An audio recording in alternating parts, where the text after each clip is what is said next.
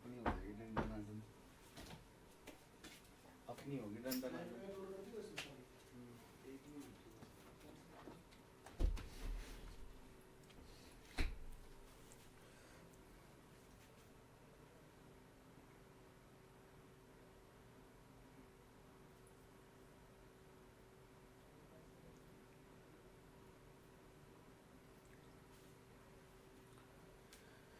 Good evening everyone, good evening.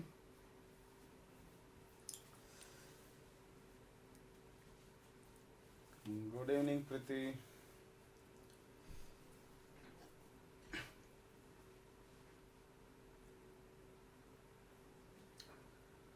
सब लोग जल्दी से कनेक्ट हो जाएं।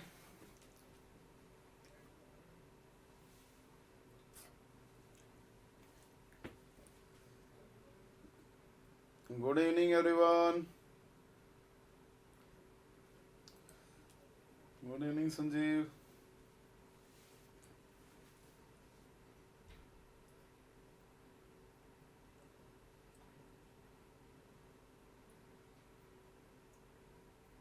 सब लोग जल्दी से कनेक्ट हो जाएं भाई।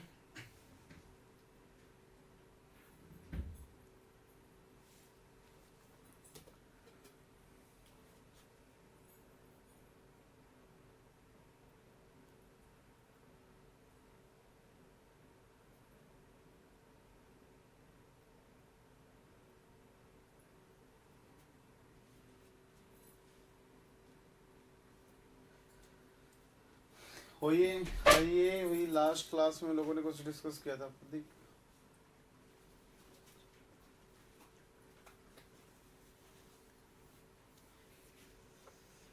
Good evening Harshita, good evening.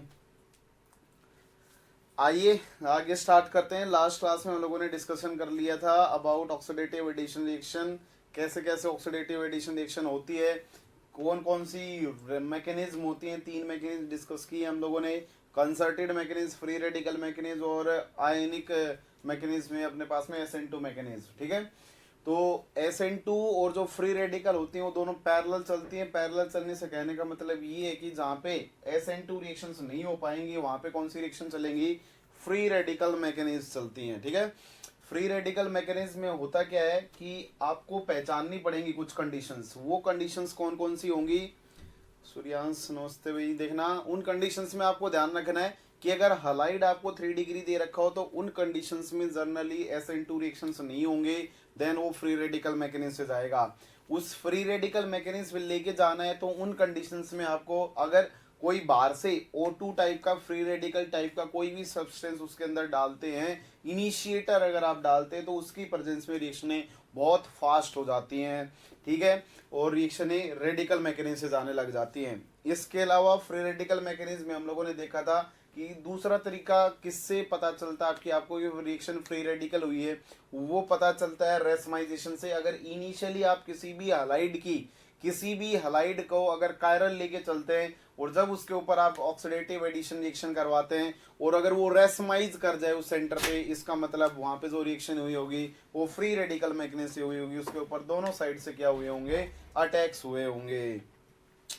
उसके बाद में जब हम लोग आगे बढ़े थे तो अगला केस जो हम लोगों ने डिस्कस किया था वो डिस्कस किया था कि जो अपने पास में थर्मोडायनेमिक के बारे में हम लोगों ने डिस्कशन किया था। जो ऑक्सीडेटिव एडिशन रिएक्शन होती है उसमें एक एक्स्ट्रा सिग्मा बॉन्ड का क्या होता है, फॉर्मेशन होता है। अगर एक्स्ट्रा बॉन्ड का फॉर्मेशन हो रहा है तो आपकी 2 कंडीशनें होंगी। इनिशियली आपके पास में कोई कॉम्प्लेक्स था ML4 टाइप का, उसके ऊपर आपने AB डाला था और उससे आपका प्रोडक्ट बना था। तो इन प्रोसेसेस में क्या होता है, इंट्रोपी डिक्रीज होती है और जहां पे भी इंट्रोपी डिक्रीज होंगी इसका मतलब वो रिएक्शन कैसी बन जाएगी, इंट्रोपिकली अनड्रिवन बन जाएंगी। इसका मतलब अगर ये रिएक्शन जो चलेगी ऑक्सीडेटिव एडिशन रिएक्शन तो वो पक्का ही किसकी वजह से चलेगी,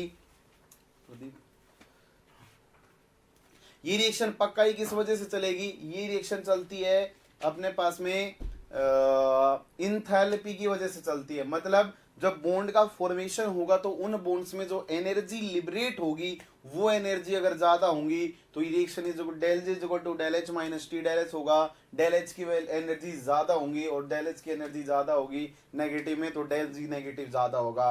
इसलिए हम लोगों ने बोला था अगर कहीं पे भी मेटल हाइड्रोजन के बॉन्ड बन रहे होंगे तो वो बॉन्ड स्ट्रॉन्ग होंगे मेटल कार्बन से। इसलिए आपको क्या चेक करना है, अगर H2 का एडिशन और मतलब अगर नॉन पोलर वाला लेके चलते हैं, अगर दोनों H2 है आपके पास में और CH3H है तो जनरली H2 के एडिशंस फास्ट होंगे क्योंकि मेटल हाइड्राइड बॉन्ड्स कैसे होते हैं, स्ट्रॉन्ग बॉन्ड होते हैं, ठीक है। और उसके बाद में जब हम लोगों ने डिस्कशन किया था अगर आपके पास में आयनिक होगा तो जो आयनिक में जो मेथल आयोडाइड जो है या आपके पास में कोई भी अल्काइल हलाइड वाला है तो उनके बॉन्ड्स वीक होते हैं जनरली क्योंकि वो पोलर है, इसलिए उनकी जो रेट होती है वो फास्ट होती है in comparison of non polar के, ठीक है। तो पोलर वालों की रेट ज्यादा होंगी नॉन पोलर रिएजेंट AB से, और इलेक्ट्रॉन डेफिशिएंट वालों की रेट क्या होंगी, स्लो होंगी, किससे, इलेक्ट्रॉन रिच वालों से। इसलिए कभी भी अगर इलेक्ट्रॉन रिच के साथ में अगर कैसा मिल जाए आपको, पोलर रिएजेंट मिल जाए तो उनकी रेट बहुत हाई होंगी और वो थर्मोडायनेमिकली मोर फेवरेबल होंगे in comparison of electron deficient के साथ नॉन पोलर आ जाए, ठीक है। तो ये कंडीशनें हम लोगों ने डिस्कशन कर लिया था लास्ट क्लास में। ओके, गुड आफ्टरनून दीपांकर जी, इवनिंग हो चुकी है, जग जाए, ठीक ना। इसके बाद में जो अगला डिस्कशन किया था हम लोगों ने रेट के डिस्कशंस किए थे। रेट में हम लोगों ने बोला था अगर वास का कॉम्प्लेक्स और उसमें अगर कोई एक्स ग्रुप लगा हुआ है तो एक्स ग्रुप के बेसिस पे रेट किन किन फैक्टर्स के ऊपर डिपेंड करेंगे, वो क्या था अपने पास में, हाँ वो बातें कौन कौन सी होंगी। अगर आपके पास में अगर आपका जो ऑक्सीडेटिव एडिशन रिएक्शन हो रही है उसमें रिएजेंट चेक करना कि ए बी आपका पोलर है या नॉन पोलर है। अगर ए बी पोलर होंगे देन मेटल सरफेस के ऊपर इलेक्ट्रॉन डेंसिटी ज्यादा होनी चाहिए, देन जो अच्छा पाई डोनर होगा उसकी रेट ज्यादा होंगी, Cl की रेट ज्यादा होंगी Br से, और Br से रेट ज्यादा होगी किसकी, सॉरी Br की रेट कम होगी किससे, I से, तो Cl वाले की रेट सबसे ज्यादा होती थी। उसके बाद में जब सेकंड केस हम लोगों ने देखा था वो देखा था कि अगर ए बी अगर नॉन पोलर होगा तो फिर चिलेशन की रेट पे डिपेंड करेगा। पहले वो चिलेट होंगे मतलब वो उसके साथ में बॉन्ड बनाएगा तो उसके लिए मेटल के ऊपर अगर थोड़ी सी कम इलेक्ट्रॉन डेंसिटी होगी तो मजा ज्यादा आएगा, इंटरैक्ट अच्छे से करेगा, और फिर बैक डोनेशन होंगे उसके केस में। इसलिए आई वाले की रेट ज्यादा होती थी Br से और Br की रेट कम होती थी किससे, Br की रेट कम होती थी ज्यादा होती थी किससे, Cl से। ये बातें हम लोगों ने लास्ट क्लास में डिस्कस कर ली थी। आइए अब हम लोग अगले पार्ट पे बढ़ रहे हैं। वो अगला पार्ट है अपना वो ऑक्सीडेटिव एडिशन रिएक्शन तो कहलाएगी लेकिन ट्रू ऑक्सीडेटिव एडिशन रिएक्शंस नहीं होंगी। इन रिएक्शंस को हम लोग ऑक्सीडेटिव कपलिंग रिएक्शंस बोलेंगे। देखिएगा जरा बोर्ड पे, ऑक्सीडेटिव कपलिंग रिएक्शन समझिएगा कहानी है वो क्या बोलती है ऑक्सीडेटिव कपलिंग रिएक्शंस। ये जो रिएक्शंस होती हैं वो जनरली एल्कीन और एल्काइन के केस में क्या होती है, ऑब्जर्व होती हैं। ऐसा बोला जाता है कि अगर मान लीजिए कि आपके पास में कोई Ml4 टाइप का कॉम्प्लेक्स है और इसके ऊपर आपने क्या डाली, एल्कीन डाल दी है, तो जैसे आप एल्कीन डालेंगे तो यहां से आपका कॉम्प्लेक्स बन जाएगा क्या, MlN, कुछ इस टाइप का कॉम्प्लेक्स जनरेट हो जाएगा। क्योंकि इसमें जो आपका ये वाला पार्ट जो कार्बन था CH2 इसको अगर मैं A मान लेता हूं, इसको अगर मैं B मान लेता हूं, तो इस वाले सिंगल बॉन्ड के अंदर क्या हुआ है, एडिशन हुआ है। देखो कमाल की बात है ये कि अगर अपने पास में इनिशियल सबस्ट्रेट क्या था, एक पाई बॉन्ड था, और उस पाई बॉन्ड के अंदर जब MlN टाइप का लिगेंड जब इंसर्ट होगा तो आपका रिजल्टेंट क्या बनते हुए दिखाई दे रहे हैं, 2 सिग्मा बॉन्ड बनते हुए दिखाई दे रहे हैं। तो मेरे को एक बात बताना, अगर मैं ऑक्सीडेटिव एडिशन रिएक्शन इतनी देर से पढ़ रहा हूं तो हम लोग क्या बोलते आ रहे हैं कि मेरे पास में कोई एक ए बी था और उस ए बी के अंदर मैंने सिग्मा बॉन्ड के अंदर इंसर्शन करवाया है, लेकिन वो जो ए बी था वो सिग्मा बॉन्ड था, और यहाँ पे जो ए बी बॉन्ड है अपने पास में अब की बार जो इंसर्शन हुआ वो कौन सा बॉन्ड है, तो वो कौन सा बॉन्ड है, पाई बॉन्ड है। पाई बॉन्ड जो होते हैं वो वीक होते हैं जनरली किससे, सिग्मा बॉन्ड से। अगर ये वाले बॉन्ड अगर वीक होंगे तो फिर इनके जो पाई एडिशन या पाई जो ऑक्सीडेटिव एडिशन की रेट है वो ज्यादा होनी चाहिए कि नहीं होनी चाहिए। लॉजिकली अगर बात की जाए तो इनकी ऑक्सीडेटिव एडिशन की रेट ज्यादा होनी चाहिए, लेकिन ऐसा होता नहीं है। क्यों नहीं होता है, उसका रीजन होता है कि आपके पास में जो रिजल्टेंट कॉम्प्लेक्सेस बनेंगे वो कॉम्प्लेक्सेस स्टेबल नहीं होंगे। उनके अंदर क्या बनेगा, उनके अंदर मेटलासाइक्लोप्रोपेन बन जाएगा। क्या बन जाएगा, मेटलासाइक्लोप्रोपेन बनने लग जाएंगे। और मेटलासाइक्लोप्रोपेन 3 मेंबर्ड रिंग्स जो होती हैं वो स्ट्रेन्ड होती हैं, और कभी भी स्ट्रेन्ड सिस्टम जनरेट नहीं होना चाहेगा। हम लोगों ने बोला था अगर कभी भी ऑक्सीडेटिव एडिशन रिएक्शंस होंगी तो उनमें प्रोडक्ट स्टेबल होना चाहिए। यहाँ पे क्या जनरेट हो रहा है, 3 मेंबर्ड रिंग जनरेट हो रही हैं, और वो कैसी होंगी, अनस्टेबल होंगी।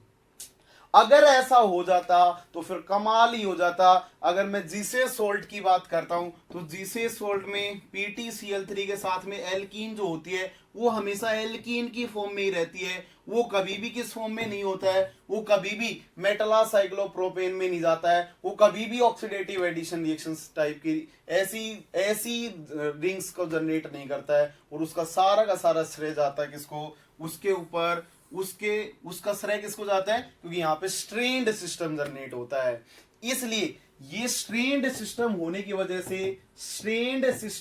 वजह से ऐसी ऑक्सीडेटिव एडिशन रिएक्शंस नहीं होंगी, ऐसी ऑक्सीडेटिव एडिशन रिएक्शंस बिल्कुल नहीं होंगी, कभी ऑब्जर्व नहीं होती हैं। तो कहानियां सुनना, फिर होता क्या है, आइए उन्हीं कहानियों को डिस्कस करते हैं। जरा बोर्ड पे देखिएगा, अगर मान लीजिए कि मेरे पास में क्या था, एक कॉम्प्लेक्स था MLN, ठीक है। इस कॉम्प्लेक्स के ऊपर मैंने 2 एल्कीन को चिपका दिया, कुछ इस टाइप से 2 एल्कीन है, ये एक एल्कीन इसके साथ कोऑर्डिनेटेड है, एक इसके साथ कोऑर्डिनेटेड है। जो एल्कीन आगे चिपकी हैं वो एल्कीन क्या करती हैं, अपने बिहेवियर में चेंज ले आती हैं। और वो चेंज कैसा दिखाई देता है, जरा बोर्ड पे देखना, यहाँ पे M था, LN था, ये वाले जो बॉन्ड होते हैं, जो एल्कीन, देखो एक एल्कीन होगी तो कोई एक ऑक्सीडेटिव कपलिंग रिएक्शन नहीं होगी, अगर एक एल्कीन होगी तो कोई एक ऑक्सीडेटिव कपलिंग रिएक्शन नहीं होगी। उनको केवल हम लोग क्या बोलेंगे, क्या तो मेटलासाइक्लोप्रोपेन मॉडल फॉलो करेगा, या फिर वो क्या फॉलो करेगा, दीवार-चैट-डुनकन्सन मॉडल फॉलो करेगा। वो कभी भी ऑक्सीडेटिव कपलिंग रिएक्शन के लिए नहीं जाएगा।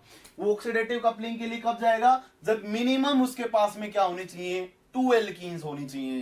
तो यहां से क्या होने लग जाता है, ये जो आपके पाई बॉन्ड है वो पाई बॉन्ड ब्रेक होने लग जाते हैं होमोलिटिकली। और जैसे ही वो होमोलिटिकली टूटते हैं तो मेटल के पास में पाई इलेक्ट्रॉन डेंसिटी थी, बोलो यार, यहाँ पे जो आपके पास में जो एल्कीन थी वो कुछ इस टाइप से होमोलिटिक क्लीव होने लग जाती है, और इन रेडिकल्स की कपलिंग होने लग जाती है, और यहाँ पे भी रेडिकल्स की क्या होने लग जाती है, कपलिंग होने लग जाती है। साइमल्टेनियसली जैसे ही ऐसी कपलिंग होगी तो आपका जो रिजल्टेंट कंपाउंड बनेगा वो MLN कुछ इस टाइप का कंपाउंड जनरेट हो जाएगा। यहाँ पे 2 रेडिकल आ जाएंगे, ये वाले जो दोनों रेडिकल होंगे वो क्या करने लग जाएंगे, फिर से कपलिंग करने लग जाएंगे। और जब वो फिर से कपलिंग करेंगे तो जो रिजल्टेंट कंपाउंड बनेगा वो MLN कुछ इस टाइप का कंपाउंड जनरेट हो जाएगा, एक 5 मेंबर्ड रिंग बनती हुई दिखाई देगी। इसी पूरी प्रोसेस को बोला जाता है ऑक्सीडेटिव कपलिंग। इसको क्या बोला जाता है, ऑक्सीडेटिव कपलिंग बोल देंगे हम लोग, कपलिंग रिएक्शन। क्यों बोल रहे हैं ऑक्सीडेटिव कपलिंग, देखिएगा इनिशियली अगर मैं इस L लिगेंड को अगर ऐसा बोलता हूं कि अगर ये न्यूट्रल लिगेंड था तो फिर इसकी ऑक्सीडेशन स्टेट 0 होंगी। और जब जैसे ही वो क्या करेगा, कुछ इस टाइप की रिएक्शन दिखाएगा, तो अब ये जो लिगेंड है, जो एल्कीन है, वो एल्कीन बचा कहां है, वो किस में कन्वर्ट हो गया है, एल्काइल लिगेंड में चेंज हो चुका है। और जब एल्काइल लिगेंड में चेंज हो जाएगा तो इस मेटल की ऑक्सीडेशन स्टेट कितनी हो जाएगी, +2 हो जाएगी। तो देखो जो आपकी एल्कीन थी वो एल्कीन किस में कन्वर्ट हो चुकी है, अल्काइल लिगेंड में। साथ में क्या हुआ है, यहाँ पे रेडिकल्स की कपलिंग हुई है, इसलिए हम लोगों ने इस रिएक्शन को क्या बोल दिया, कपलिंग। मेटल की ऑक्सीडेशन स्टेट बढ़ रही है इसलिए इसको क्या बोल दिया है, ऑक्सीडेटिव। इसका मतलब ऑक्सीडेशन स्टेट के बढ़ने के साथ साथ में रेडिकल कपलिंग हो रही है, इसलिए इस रिएक्शन का नाम पड़ जाता है ऑक्सीडेटिव कपलिंग रिएक्शंस। ठीक है, तो यहां पे आपके पास में ओवरऑल ऑक्सीडेशन स्टेट इंक्रीज हो रही है। नंबर ऑफ लिगेंड्स में कोई चेंज नहीं आया, 2 ही लिगेंड पहले थे, अब भी 2 ही लिगेंड है। ये एल्कीन थे और यहाँ पे अब किस में कन्वर्ट हो गए, अल्काइन में। क्या ये कहानी से समझ में आई आपको, ये जो प्रोसेस कहलाएगी इससे इसका बनना जो कहलाएगा वो ऑक्सीडेटिव कपलिंग रिएक्शन कहलाएगा। क्या कहलाएगा? ऑक्सीडेटिव कपलिंग रिएक्शन कहलाएगा। जल्दी से कमेंट कर दें, क्या इतनी कहानी समझ में आई? लेकिन एल्कीन्स के कंपैरिजन में एल्काइंस में रिएक्शन भर भर के देखी जाती हैं, हम लोग बात करेंगे आगे, क्योंकि उनके सिस्टम एरोमेटिक जनरेट होते हैं, उनके सिस्टम एरोमेटिक जनरेट होते हैं।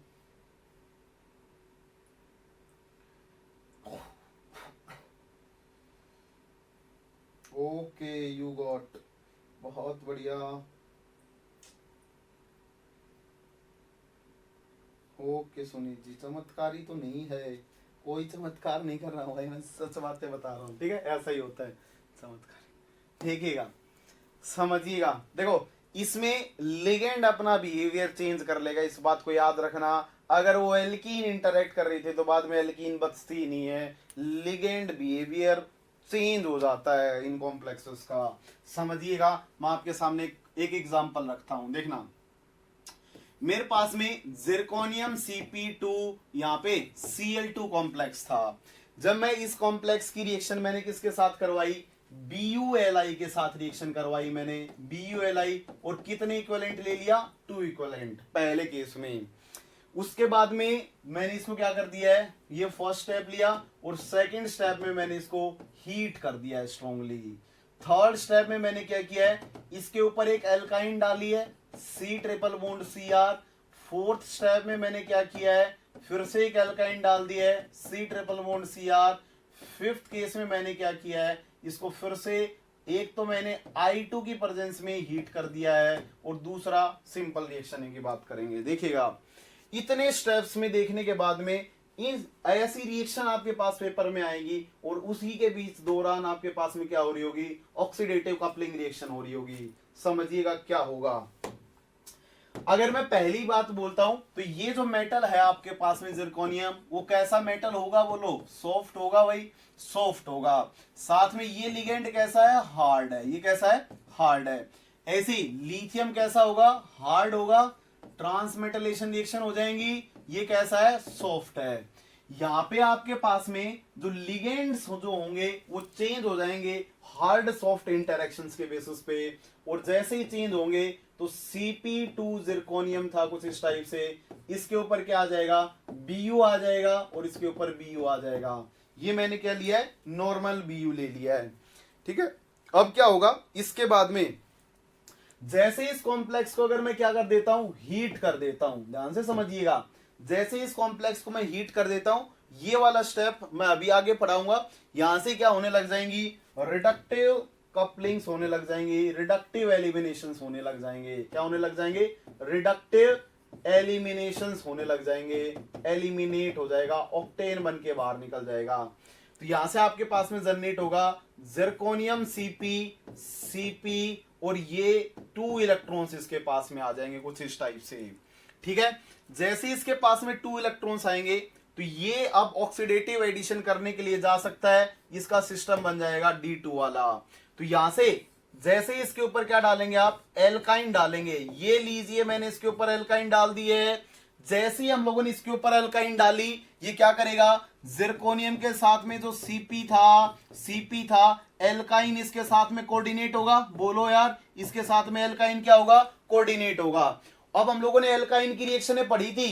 एल्काइन के केस में ये वाला जो सेंटर होता था वो इतना ज्यादा इलेक्ट्रोनेगेटिव होता था कि हमेशा 100% के आसपास इसमें बैक डोनेशंस होते थे, और जब 100% के आसपास बैक डोनेशंस होंगे तो इसका मतलब ये वाला जो कंपाउंड होगा वो ऐसा न रह के वो कौन सी वाली फॉर्म में चला जाएगा? कुछ इस वाली फॉर्म में एग्जिस्ट करेगा। R था, Cp था। जब कभी भी आप एक इक्विवेलेंट तक का यूज करते हैं तो आपको ये वाला प्रोडक्ट आइसोलेट हो जाता है और आप आंसर मार्क कर सकते हैं। लेकिन जैसे ही आपने गलती कर दी, जैसे ही आपने छोटी सी गलती की, आपने सेकंड इक्विवेलेंट इसके ऊपर डाल दिया है, तो उन कंडीशनों में सारी कंडीशनें चेंज हो जाती हैं। जरा सुनिएगा, जिरकोनियम था, Cp था, यहाँ पे जैसे आप क्या डालेंगे, दूसरा इक्विवेलेंट डालेंगे, तो फिर से इसी ये टूटेगा और टूटने के बाद में कुछ ऐसे शेप में कन्वर्ट हो जाएगा। ये दो जब कोऑर्डिनेट करेंगी तो ये फिर से कुछ इस वाली फॉर्म में आ जाएगा, और जैसे इस वाली फॉर्म में आएगा यहां से ऑक्सीडेटिव कपलिंग रिएक्शन स्टार्ट हो जाएंगी। एल्कीन के कंपैरिजन में एल्काइन की जो ऑक्सीडेटिव कपलिंग रिएक्शंस होते हैं वो बेहतरीन होती हैं, उनका रीजन जाता है, उनका श्रेय जाता है सारा का सारा। देखना, जब ये बॉन्ड होमोलिटिकली टूटेंगे, ये जब ये वाले बॉन्ड होमोलिटिकली टूटेंगे तो जिरकोनियम CP बोलो, ये इसके साथ में बॉन्ड बनाएगा, इसके एक इलेक्ट्रॉन के साथ, और ये वाला इलेक्ट्रॉन इसके साथ बॉन्ड बनाएगा, तो कैसा आ जाएगा, डबल बॉन्ड R रेडिकल आएगा। बोलो यार, R था, फिर से क्या आएगा, डबल बॉन्ड R रेडिकल आएगा, और यहाँ पे क्या आ जाएगा, R आ जाएगा। तो यहाँ पे क्या होंगे, ये ऑक्सीडाइज कर देगा जिरकोनियम के साथ कंबाइन हो जाएंगे, और देखो दो इलेक्ट्रॉन आ गए हैं, तो ये दोनों इलेक्ट्रॉन फिर से क्या करेंगे, कपलिंग करने के लिए चले जाएंगे। CP यहां से कपलिंग हो जाएंगी, और यू नो अच्छे से, पक्का ही अच्छे से आप जानते ही होंगे, बिल्कुल अच्छे से जानते होंगे, ये लीजिए ऐसे 5 मेंबर्ड रिंग जिनके अंदर डबल बॉन्ड होते हैं वो जनरली ज्यादा स्टेबल होते हैं कोऑर्डिनेशन में। आप लोगों ने इन बातों को पढ़ा होगा, सर ने आपको पढ़ाया होगा। CP3 कहां से आ गए, कौन से में CP3 हो गए, CP तो दो ही है, कहां CP3 हो गए, दो ही है, दो ही चल रहे हैं भैया। CP नहीं होंगे, अरे CP चेंज नहीं होगा, अल्काइल ग्रुप थोड़ी ना कोई यहाँ पे। तो देखो, ये जो आपका प्रोडक्ट होगा वो होगा जब आप दो इक्विवेलेंट का यूज करेंगे। कितने इक्विवेलेंट का यूज करेंगे, 2 इक्विवेलेंट्स का यूज करेंगे। सिंगल एल्कीन और अल्काइन में कभी भी ऑक्सीडेटिव एडिशन रिएक्शन नहीं हो सकती, कभी नहीं होंगी। हाँ, सिंगल की जगह दो लेने होंगे तभी होंगी, वरना हो ही नहीं सकती। कौन से रेडिकल की कपलिंग, अब देखिएगा, जब इसके ऊपर आप I2 डालोगे, तो फिर से क्या होने लग जाते हैं, ये वाले बॉन्ड टूटते हैं। बोलो यार, ये वाले बॉन्ड टूटेंगे, ये वाले बॉन्ड टूटते हैं, और यहां से जो रिजल्टेंट प्रोडक्ट मिलता है आपको वो जिरकोनियम I ये को यहाँ पे जब जैसे I2 डालोगे तो CP प्लस आपके पास में प्रोडक्ट बन जाएगा डबल बॉन्ड। इसको थोड़ा सा याद रख लेना, R था I आ जाएगा, R था I आ जाएगा। तो कुछ इस टाइप का प्रोडक्ट आपके पास में क्या हो जाएगा, जनरेट हो जाएगा। जैसे इसके ऊपर आप I2 डालोगे ये बॉन्ड ऑक्सीडाइज हो जाएंगे। I2 जर्नली ऑक्सीडाइजिंग एजेंट की तरह बिहेव कर लेते हैं हम लोग, क्योंकि ये बॉन्ड इजीली टूट जाएगा, तो रेडिकल यहाँ पे रेडिकल जनरेट होंगे, ये बॉन्ड वीक होंगे, यहाँ से I इसके साथ जुड़ना अच्छे से प्रेफर करेगा, तो आपका रिजल्टेंट प्रोडक्ट ये जनरेट होंगे। बोलो, तो इसमें मेरे को बस जो समझाना था वो आपको ये वाला पार्ट समझाना था, जो ऑक्सीडेटिव कपलिंग हुई है, एरोमेटिक टाइप के सिस्टम्स जनरेट हो जाएंगे। बोलो, कितने लोगों को ये कहानियां पची, कितने लोगों को समझ में आई।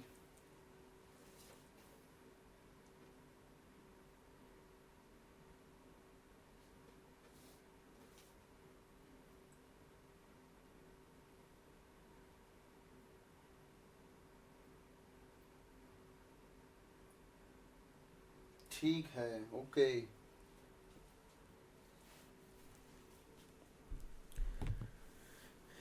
ओके, धन्यवाद। आइए आगे बढ़ते हैं, ठीक है।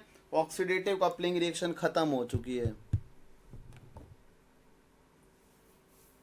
ठीक है, इतना ही था ऑक्सीडेटिव कपलिंग, ठीक है। तो मैंने आपको पूरा ऑक्सीडेटिव एडिशन कपलिंग, ये ट्रू कपलिंग क्यों नहीं है, क्योंकि यहाँ पे लिगेंड अपना बिहेवियर चेंज कर रहा है, यहाँ पे लिगेंड अपना बिहेवियर चेंज कर रहा है।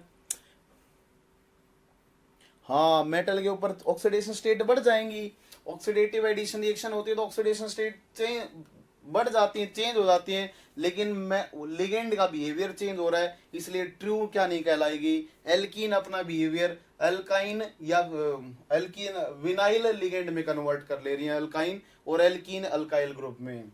चलिए आगे बढ़ते हैं। अगला जो टॉपिक है अपना वो अगोस्टिक इंटरेक्शंस का है।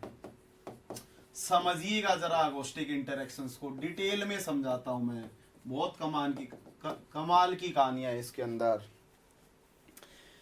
अगर मैं अगोस्टिक इंटरेक्शंस की बात करता हूं तो अगोस्टिक इंटरेक्शंस में हम लोग क्या बोलते हैं, आपके पास में मेटल होगी, उसके ऊपर CH2 रहा होगा, CH2 रहा होगा और यहां पे क्या रहा होगा, हाइड्रोजन रहा होगा। अगर आपके पास में ऐसा कोई भी सिस्टम है जिसमें बीटा पोर्शन के ऊपर में क्या है, प्रोटॉन है, तो वो बीटा प्रोटॉन्स जो होते हैं उनका जो अलाइनमेंट होता है वो मेटल की तरफ सबसे अच्छा होता है। अगर मेटल की तरफ अलाइनमेंट सबसे बेस्ट होता है तो उन कंडीशंस में हम लोग क्या बोलते हैं कि वहां पे इंटरेक्शंस होते हैं, और वो इंटरेक्शंस अगर टूट जाएं, मतलब किसी दूसरे नई स्पीसीज में कन्वर्ट हो जाए, तो फिर वो अगोस्टिक इंटरेक्शन नहीं कहलाएगा। अगर वो इंटरेक्शंस केवल महज इंटरेक्शन होके ही रह जाए तो फिर उस इंटरेक्शन को हम लोग अगोस्टिक इंटरेक्शंस कहेंगे। चलिए समझते हैं क्या होते हैं वो, जरा बोर्ड पे देखना। अगर मैं ऐसे सिस्टम्स की अगर बात करता हूं तो हम लोग क्या बोलेंगे, मेटल था, इसके पास में कुछ लिगेंड थे, तो यहां पे लगा हुआ ग्रुप कोई भी अल्काइल ग्रुप हो सकता है। ये वाला जो सिस्टम है वो कैसा हो सकता है, कोई भी अल्काइल हो सकता है या अराइल हो सकता है। दोनों कहानियों को समझना।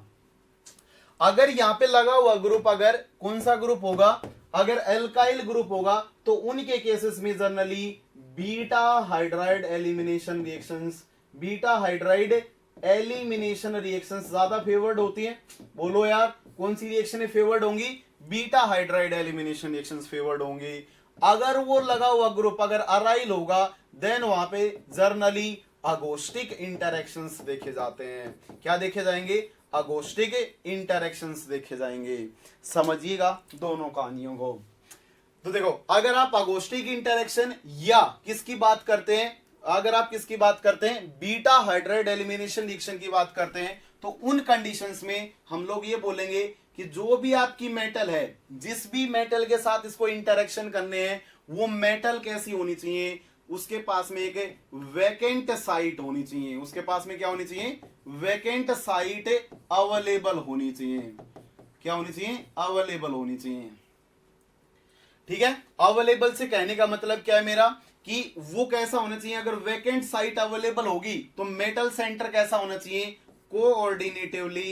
कोऑर्डिनेटिवली कैसा होना चाहिए, अनसैचुरेटेड होना चाहिए, कि उसके ऊपर स्पेस प्रेजेंट होना चाहिए, अनसैचुरेटेड होना चाहिए। दूसरी कहानियां क्या होंगी कि जो भी आपका मेटल सरफेस होगा वो मेटल सरफेस का इलेक्ट्रॉन काउंट, इस मेटल सरफेस का valence electron count less than क्या होना चाहिए, 18 होना चाहिए।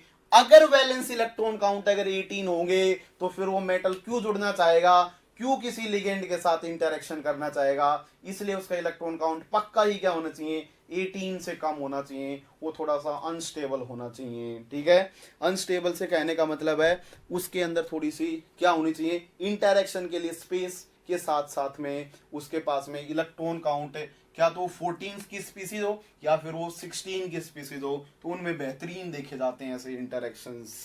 ठीक है, समझना जरा, बोर्ड पे देखना। मैं दोनों चीजें लेके चलता हूं, पूरा डिटेल में तो बाद में भी आएगा, अपना बीटा हाइड्राइड एलिमिनेशन पूरा डिटेल में आएगा बाद में, लेकिन मैं क्योंकि अगोस्टिक पढ़ा रहा हूं तो मैं थोड़ा सा मेरे को बताना पड़ेगा। जरा बोर्ड पे देखना। अगर मेटल है MlN है, इसके ऊपर CH2 चिपका हुआ है, CH2 लगा हुआ है और यहाँ पे हाइड्रोजन है, इसके पास में अगर वैकेंट साइट होगी तो यहां से जो हाइड्रोजन होगा वो मेटल के साथ में इंटरेक्शन दिखाएगा। बोलो यार, ऐसे इंटरेक्शंस दिखाएगा, और जैसे ही इंटरेक्शंस दिखाने स्टार्ट करेगा इस बॉन्ड की इलेक्ट्रॉन डेंसिटी इस तरफ शिफ्ट होगी और ये हाइड्राइड दोनों इलेक्ट्रॉन लेके इसके ऊपर माइग्रेट कर जाएगा। और जैसे ही माइग्रेट करेगा तो उन कंडीशन में MlN कुछ इस टाइप का, यहाँ पे डबल बॉन्ड एल्कीन आ जाएगी और एक क्या आ जाएगा, हाइड्रोजन। ऐसी रिएक्शनों को हम लोग क्या बोलेंगे, beta hydride elimination, beta hydride elimination reaction, elimination reaction. एक बात बताना दोस्तों, अगर मेरे पास में यहां पे ग्रुप कैसा था, कैसा ग्रुप था ये, मेरे पास में अल्काइल ग्रुप था, कैसा था, अल्काइल ग्रुप था, तो उसके केस में mostly beta hydride reaction favourable थी। लेकिन अगर मैं इसी पोजीशन के ऊपर अगर मैं फिनाइल टाइप का अराइल ग्रुप ले लेता तो कहानियां बिल्कुल ही बदल जाती। देखो यार, अगर मैं ये वाला ग्रुप ले लेता, इसके पास में ये रहा बीटा हाइड्रोजन, देखना एक बार, बीटा हाइड्रोजन ये रहा, देखना एक बार अच्छे से, ये लीजिए मेटल के रिस्पेक्ट में ये अल्फा होगा और ये वाला बीटा होगा। तो देखो मेटल के पास में वैकेंट साइट होनी चाहिए और मेटल इसके साथ में इंटरैक्शंस दिखा रही होगी, और जैसे ही इंटरैक्शंस दिखाएगी, जैसे ही मेटल इंटरैक्शंस दिखाएगी तो हम लोग देख सोचेंगे पहला क्या, क्या यहाँ पे बीटा हाइड्राइड एलिमिनेशन रिएक्शन हो सकती है, एक बार करवा के देख लेते हैं। ये लीजिए मैंने इसके ऊपर बीटा हाइड्राइड एलिमिनेशन रिएक्शन करवाई तो प्रोडक्ट बन गया, ये लीजिए हाइड्रोजन आ गया और यहाँ पे ट्रिपल बॉन्ड आ जाएगा कुछ इस टाइप से। बताओ ये क्या बना, अगर ऐसी रिएक्शन होगी तो ये क्या बना, बेंजाइन। बोलो यार क्या बन गया, बेंजाइन। और बेंजाइन कैसा सिस्टम होता है, श्रेण्ड सिस्टम होता है। कैसा सिस्टम होता है, कैसा सिस्टम होता है, श्रेण्ड सिस्टम होता है। और श्रेण्ड सिस्टम कैसे होंगे, अनस्टेबल। और अगर अनस्टेबल होंगे तो क्या वो बनना चाहेगा, क्या बिल्कुल भी नहीं बनना चाहेगा, और बनना नहीं चाहेगा तो महज इंटरेक्शन करके रह जाएगा। तो यहाँ पे केवल क्या हो जाएंगे, केवल और केवल ऐसे इंटरेक्शंस हो जाएंगे और ये इन वालों में कन्वर्ट नहीं हो पाएगा, इनके अंदर कन्वर्ट नहीं हो पाएगा। इसका मतलब ऐसे इंटरेक्शंस जो केवल इंटरेक्शन करके रह जाए, इन्हीं इंटरेक्शंस का नाम होता है अगोस्टिक इंटरेक्शंस। क्या बोल देंगे, अगोस्टिक इंटरेक्शंस का नाम दे देंगे, जहां से हाइड्रोजन बाहर ना निकल पाए। क्या कहानी समझ में आई, क्या कहानी समझ में आई। इसका मतलब क्या हुआ, जितने भी एलिमिनेशंस है, बीटा हाइड्राइड एलिमिनेशंस है, वो सारे के सारे फेवर्ड होते हैं किससे, अगोस्टिक इंटरेक्शन से। जब अगोस्टिक इंटरेक्शंस होंगे उसके बाद में ही आगे की कहानियां चलेंगी। तो सबसे पहले अगोस्टिक इंटरेक्शंस होंगे, अगर हाइड्रोजन बाहर निकलने की पॉसिबिलिटीज होंगी तो वहां पे बीटा हाइड्राइड एलिमिनेशन, अगर नहीं होगी देन ओनली अगोस्टिक इंटरेक्शंस। बोलो यस।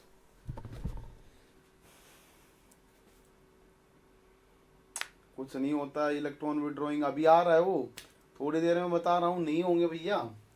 अरे यार बेंजाइन जनरेट हो जाएगी, बेंजाइन पागल, स्ट्रेंड एग्जिस्ट ही नहीं करता बेंजाइन, सूर्यांशी बेंजाइन।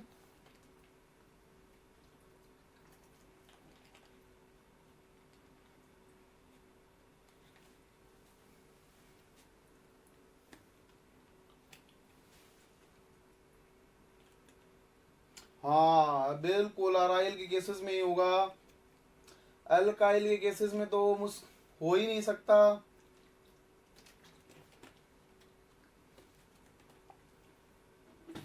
अल्काइल के केसेस में तो निकल ही जाता है प्रोटॉन, बाहर ही निकल जाता है उन केसेस में तो।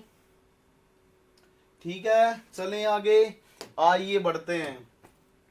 अब जानते हैं कुछ रोमांचक बातें, कॉन्सिक्वेंसेस ऑफ अगोस्टिक इंटरेक्शंस।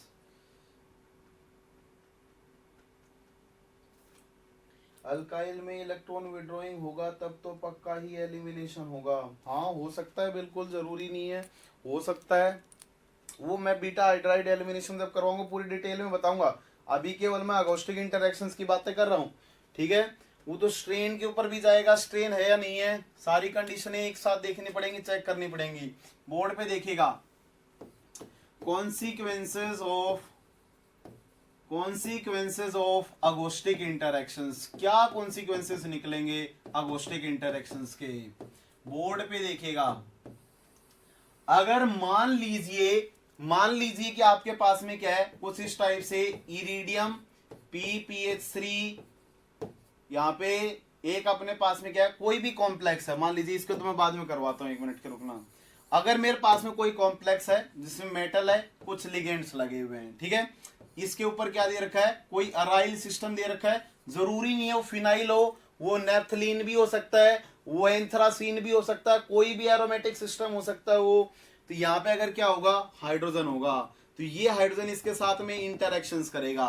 पहली बात, जब कभी भी अगोस्टिक इंटरेक्शंस होते हैं तो इन अगोस्टिक इंटरेक्शंस को कोवेलेंट इंटरेक्शन भी बोला जाता है। क्या बोलते हैं इन्हें, कोवेलेंट इंटरेक्शंस भी बोलते हैं। इस बात को ध्यान रखना। अभी मैं पढ़ाऊंगा, एक दूसरा इंटरेक्शन होता है अनागोस्टिक इंटरेक्शन, ठीक है, उसको भी देखेंगे। समझिएगा कहानियों को अच्छे से। यहाँ पे क्या होगा, अगर इसके साथ में अगोस्टिक इंटरेक्शन हो रहा है तो यहाँ पे सबसे पहला पॉइंट ये आता है कि कौन सी बॉन्डिंग होगी। यहाँ पे बताना एक बार, अगर मैं ये बोलता हूं कि ये जो हाइड्रोजन है वो इस तरफ कार्बन के साथ बॉन्डेड है और इस तरफ मेटल के साथ क्या दिखा रहा है, इंटरेक्शंस दिखा रहा है, इसका मतलब क्या होगा, यहाँ पे ये 3 सेंटर्ड 2 इलेक्ट्रॉन बॉन्डिंग का एग्जांपल बन जाएगा। बोलो यार, इसी CH बॉन्ड की इलेक्ट्रॉन डेंसिटी तो मेटल से इंटरेक्ट कर रही होगी, हाइड्रोजन के पास तो इलेक्ट्रॉन डेंसिटी है ही नहीं। तो यहां से हम लोग क्या बोलेंगे कि इसके अंदर जो बॉन्डिंग होगी वो 3 सेंटर्ड 2 इलेक्ट्रॉन क्या होगी, बॉन्डिंग होगी। बस कहानियां क्या होंगी उनको समझना। ऐसी बॉन्डिंग तो मेन ग्रुप में भी होती है, फिर मेन ग्रुप में और इस अगोस्टिक इंटरेक्शन की बॉन्डिंग में क्या डिफरेंसेस होते हैं उनको समझते हैं। जरा बोर्ड पे देखिएगा, जितना भी आपने मेन ग्रुप पढ़ा होगा, जितना भी आपने मेन ग्रुप पढ़ा होगा, उन कंडीशंस में जो आपका बनाना बॉन्ड बनता है वो बनाना बॉन्ड 3 सेंटर्ड 2 इलेक्ट्रॉन बॉन्डिंग रखता है। जैसे बोरेन का ये वाला B2H6 का जो काउंटर पार्ट होता है, अपने पास जो पार्ट होता है B2H6 का, उसमें ये वाली जो बॉन्डिंग होती है वो कैसी होती है, 3 सेंटर्ड 2 इलेक्ट्रॉन बॉन्डिंग होती है। ठीक है, बस फर्क क्या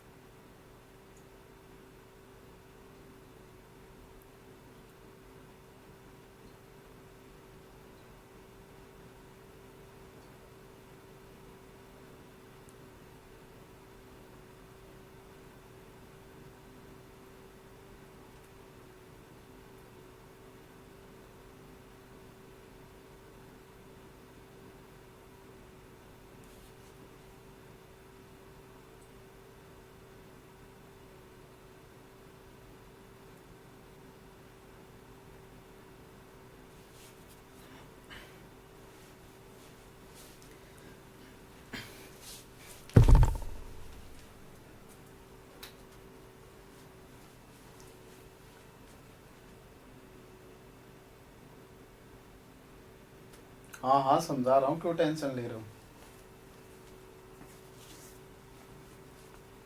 आइएगा जरा बोर्ड पे देखना,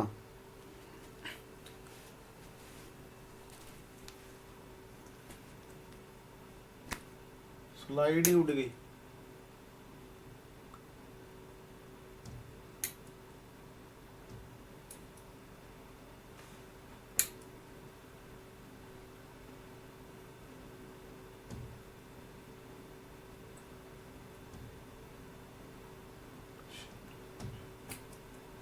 फिर से लिखना पड़ेगा। देखो पता नहीं क्या ही लिखा था अब तो, ठीक है, हाँ ऐसा कुछ लिखा था।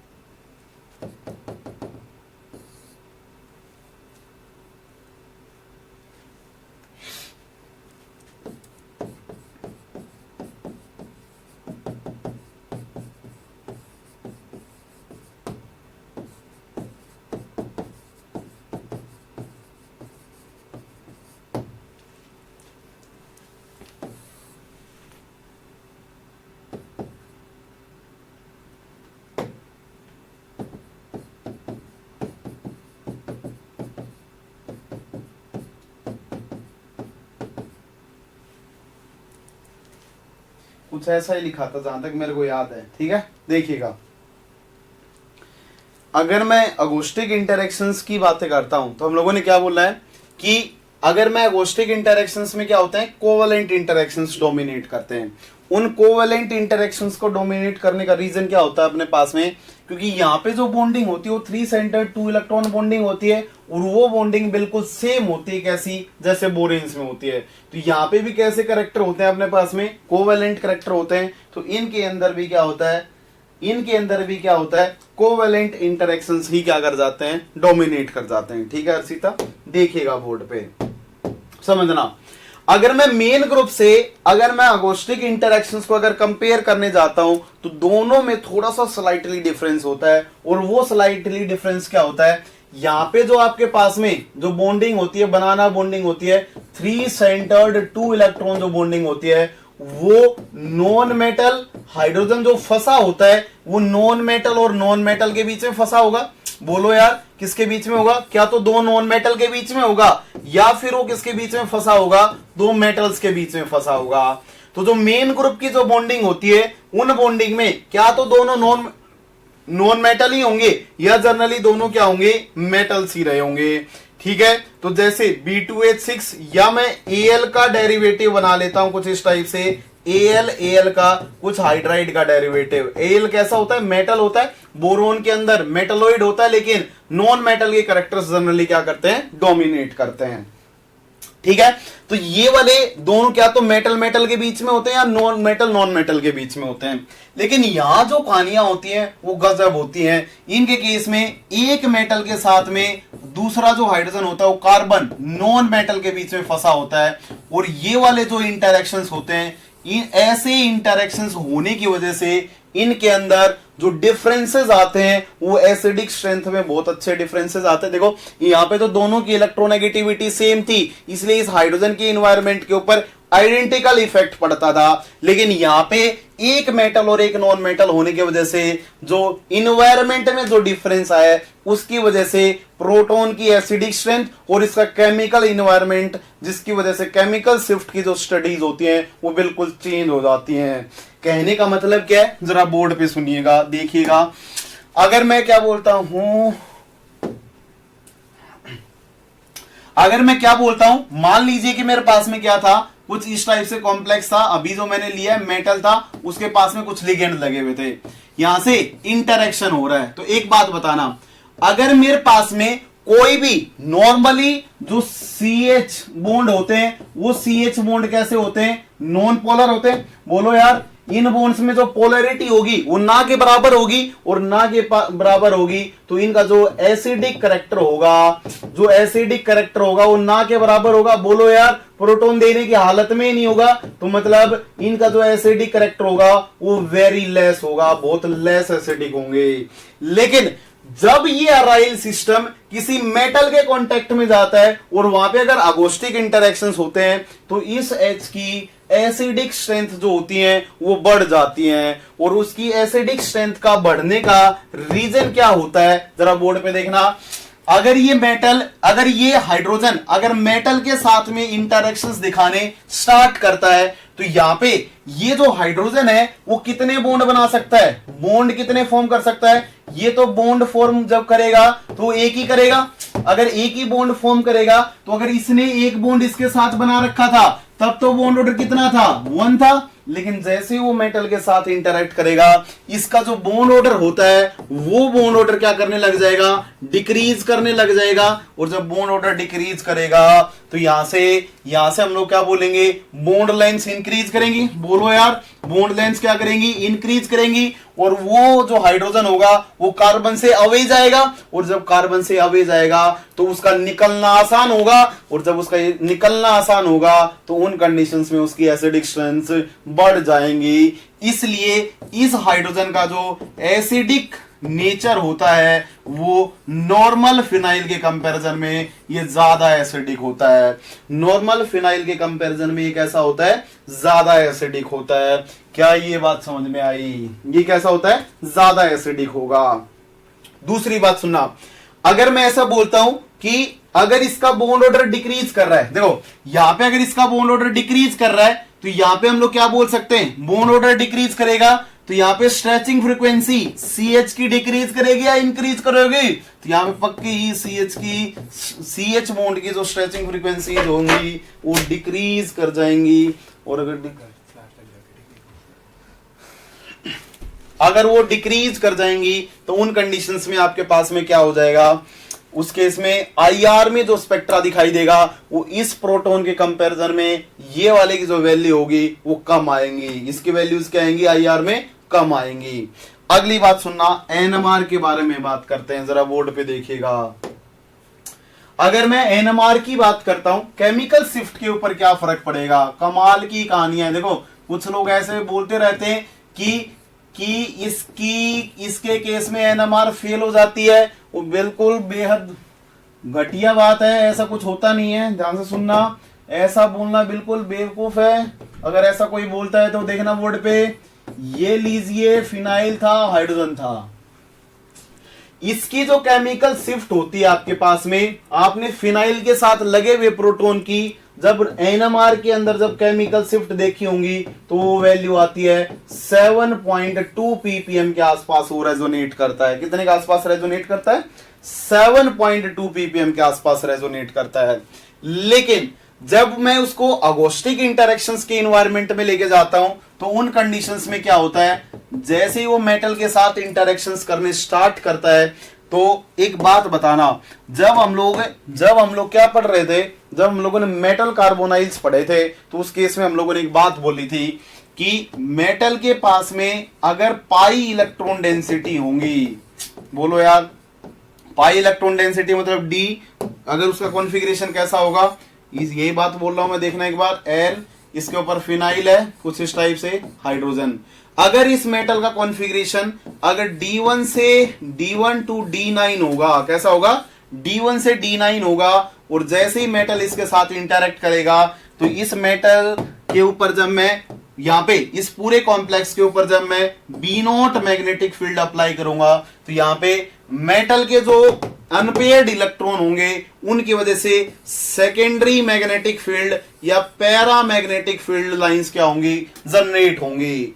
और जो पैरामैग्नेटिक फील्ड लाइन जनरेट होती थी तो हम लोगों ने M के साथ में लगे हुए प्रोटॉन की केमिकल शिफ्ट्स के बारे में डिस्कशन किया था। जब कभी भी कॉन्फ़िगरेशन D1 से D9 आता था उन केसेस में केमिकल शिफ्ट 0 से लेके -70 ppm के बीच में क्या करती थी, मतलब वो प्रोटॉन रेजोनेट करता था 0 से लेके -70 ppm पे। तो देखिएगा डेल्टा डायरेक्टली प्रोपोर्शनल होता था B0 माइनस BI के, बोलो यार। तो इन कंडीशंस में क्या होगा, जब वो मेटल के साथ इंटरेक्शन करने जाएगा तो वो इस कार्बन के साथ तो अटैच्ड है ही है, साथ में मेटल के साथ में भी इंटरेक्शन दिखाने स्टार्ट कर रहे हैं, जिसकी वजह से जैसे वो मेटल की पैरामैग्नेटिक फील्ड में अप्रोच करता है, वो उसके ऊपर मतलब उसके मेटल के तरफ अप्रोच करता है तो उसके ऊपर पैरामैग्नेटिक फील्ड लगनी स्टार्ट हो जाती है, जिसकी वजह से BI बढ़ना, उसके ऊपर लगने वाला BI बढ़ जाता है, और BI बढ़ने की वजह से केमिकल शिफ्ट्स जो होती हैं वो डिक्रीज करने लग जाती हैं। इसलिए जब कभी भी आप नॉर्मल अगर किसी भी फिनाइल का स्पेक्ट्रा देखेंगे और जब आप अगोस्टिक इंटरेक्शन वाली फिनाइल का जब आप स्पेक्ट्रा देखते हैं तो इन केसेस में इस वाले हाइड्रोजन की केमिकल शिफ्ट जो होती है वो डिक्रीज कर जाती है, मतलब वो लेस डेल्टा के ऊपर क्या करता है, रेजोनेट करता है। किसके ऊपर? 7.2 से कम डेल्टा के ऊपर क्या करेगा, रेजोनेट करेगा। कमाल की बात हो गई। देखो सुनना एक बार अच्छे से, दिमाग लगाना थोड़ा सा। मैं क्या बोल रहा हूं, NMR में बिल्कुल अपोजिट हो रहा है, जो NMR में हम लोग बोले उसके जस्ट अपोजिट जा रहा है ये, लेकिन वो है NMR का ही कॉन्सेप्ट। कैसे देखना, मैं क्या बोल रहा हूं कि इस प्रोटॉन की एसिडिक स्ट्रेंथ बढ़ रही है, इस प्रोटॉन की एसिडिक स्ट्रेंथ बढ़ रही है, लेकिन इसकी डेल्टा डिक्रीज कर रही है। और आप लोगों ने पता नहीं कितनी बार पढ़ा होगा कि एसिड का प्रोटॉन 11 से 12 के बीच में रेजोनेट करता है, बोला था कि नहीं बोला था? जितना हाई एसिडिक प्रोटॉन होगा वो उतनी हाई डेल्टा वैल्यू पे रेजोनेट करता है, लेकिन यहाँ पे एसिडिक स्ट्रेंथ बढ़ने के साथ में डेल्टा डिक्रीज हो रहा है। बस यही कहानियां हैं किसकी, अगोस्टिक इंटरेक्शंस की। और सारा का सारा कमाल किसके पास, किसकी वजह से हो रहा है, मेटल की पैरामैग्नेटिक फील्ड की वजह से। मेटल के ऊपर जनरेट होने वाली पैरामैग्नेटिक फील्ड की वजह से। क्या आपको कहानी समझ में आई? क्या बला थी ये? एसिडिक प्रोटॉन होते हुए भी केमिकल शिफ्ट डिक्रीज कर रही हैं। बोल डालिए, बोलिए यस।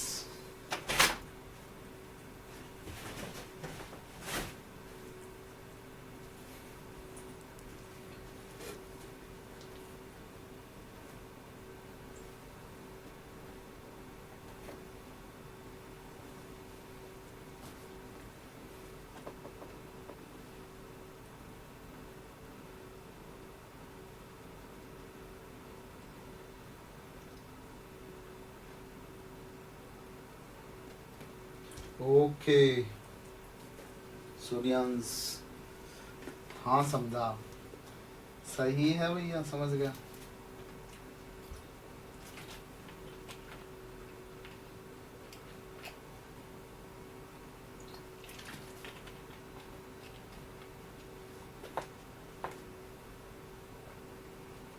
फिर से बताना है क्या किसी को? है क्या कोई दोबारा सुनने में इंटरेस्टेड? इतनी कर्कश आवाज एक बार सुनने के बाद दूसरी बार सुनने का मन कर रहा है क्या?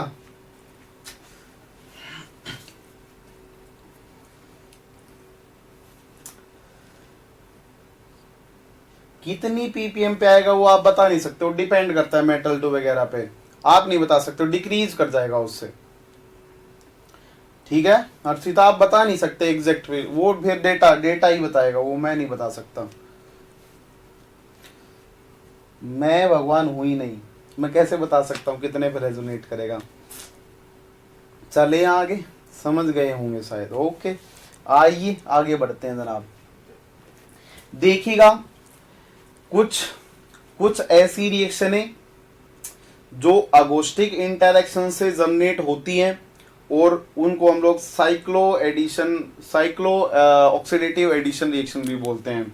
आइए, जन्म देता है वो अगोस्टिक इंटरेक्शंस, जन्म देंगे किसको? इंट्रामोलिकुलर ऑक्सीडेटिव एडिशन रिएक्शंस को।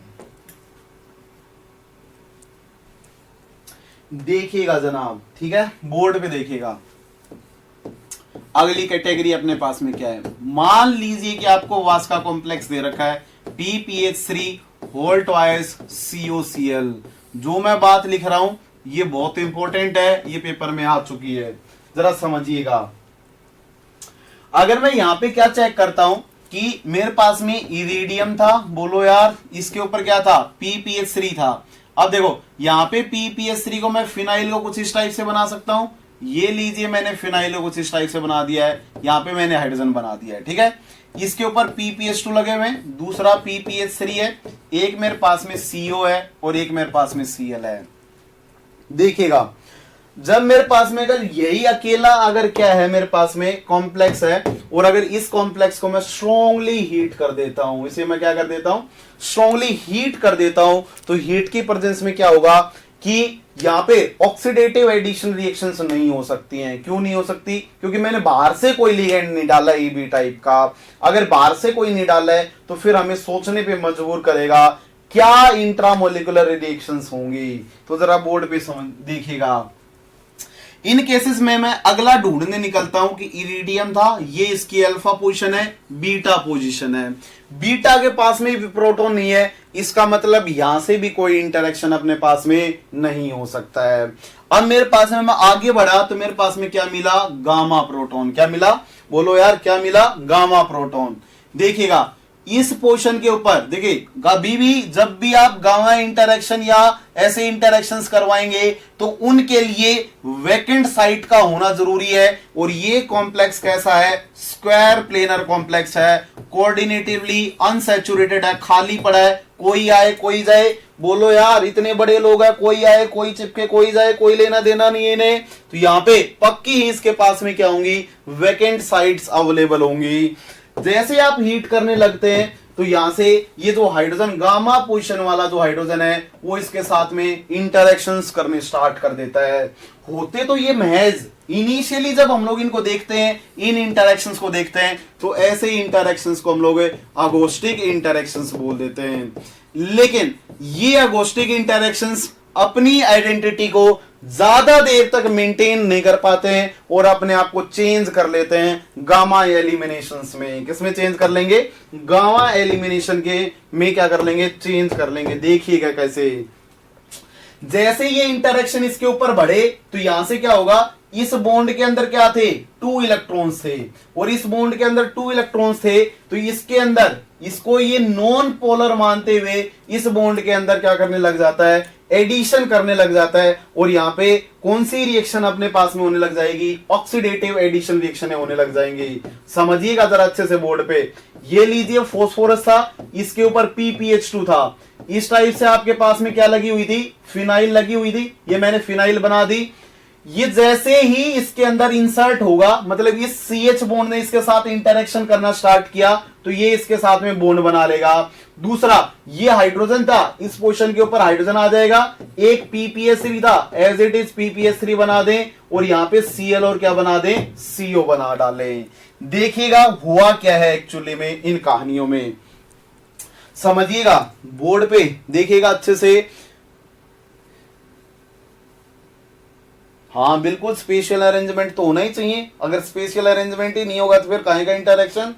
बोलो, फिर काहे का इंटरेक्शन? हो ही नहीं सकता वो इंटरेक्शन। तो देखना, देखिएगा एक बार, मेरे पास में ये AB बॉन्ड था। ये क्या था मेरे पास में? AB बॉन्ड था। ये वास्का कॉम्प्लेक्स है, खाली जगह है। तो इसके ऊपर जो फोस्फोरस के ऊपर जो फिनाइल लगे हुए हैं, वो फिनाइल क्या होंगे? थोड़ा सा अपना यहाँ पे इसके साथ में इंटरेक्शन करने लग जाएंगे हायर टेम्परेचर के ऊपर। फिर से बोल रहा हूं मैं, किसके ऊपर? हायर टेम्परेचर के ऊपर। और यहाँ पे ऑक्सीडेटिव एडिशन रिएक्शन हो जाएंगी।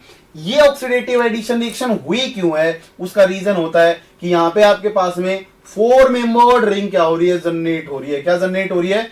4 मेंबर्ड रिंग जनरेट हो रही है। लेकिन देखिए पिछले वाले केसेस में अगर ये इसके साथ में अगर ऐसा ऑक्सीडेटिव एडिशन रिएक्शन करता तो यहाँ पे 3 मेंबर्ड रिंग जनरेट होती, और 3 मेंबर्ड रिंग की जो स्ट्रेन होता है वो बहुत ज्यादा हाई होता है। इसलिए देखो, होता तो 4 में भी है, लेकिन 3 का स्ट्रेन हाई होने की वजह से ऐसी रिएक्शन है। कभी भी बीटा प्रोटॉन होगा तो वहां पे 3 मेंबर्ड रिंग तो बिल्कुल भी नहीं बनती है, वहां पे हमेशा बीटा हाइड्राइड एलिमिनेशन के लिए जाता है।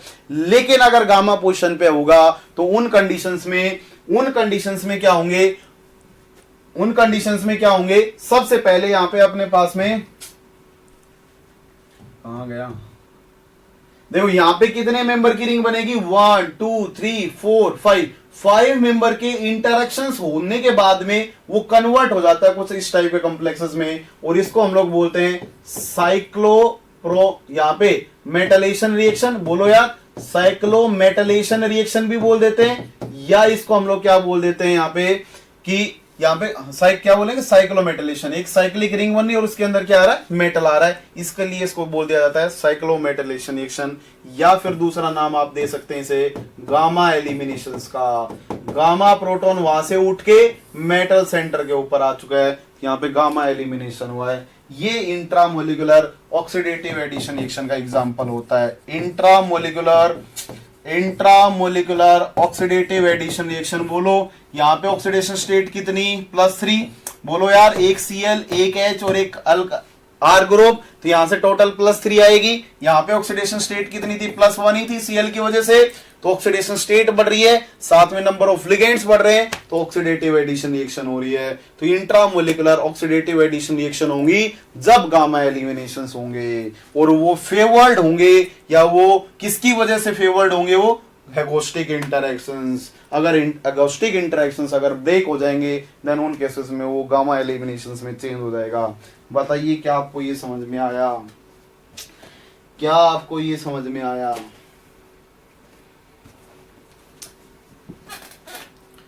कितने लोगों को समझ में आया? बोल दो यार।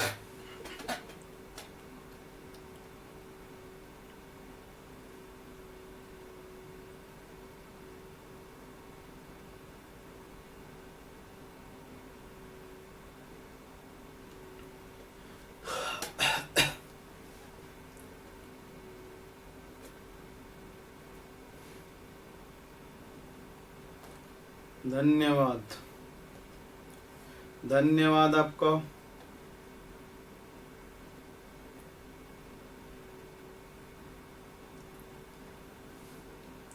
ओके। चलिए आगे बढ़े, बोलो यार, चले आगे।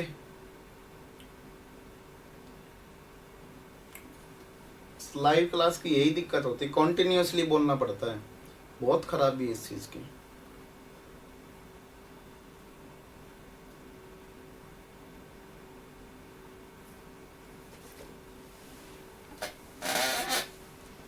एक क्वेश्चन पूछू क्या? 1 मिनट रुकना।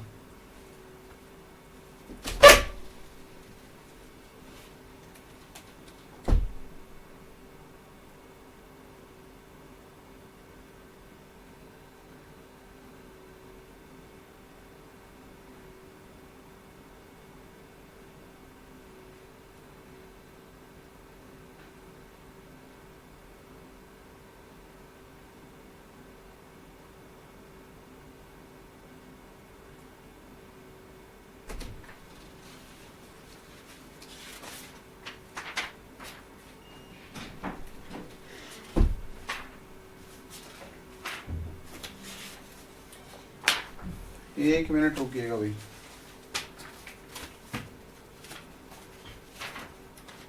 एक क्वेश्चन देता हूँ आपको।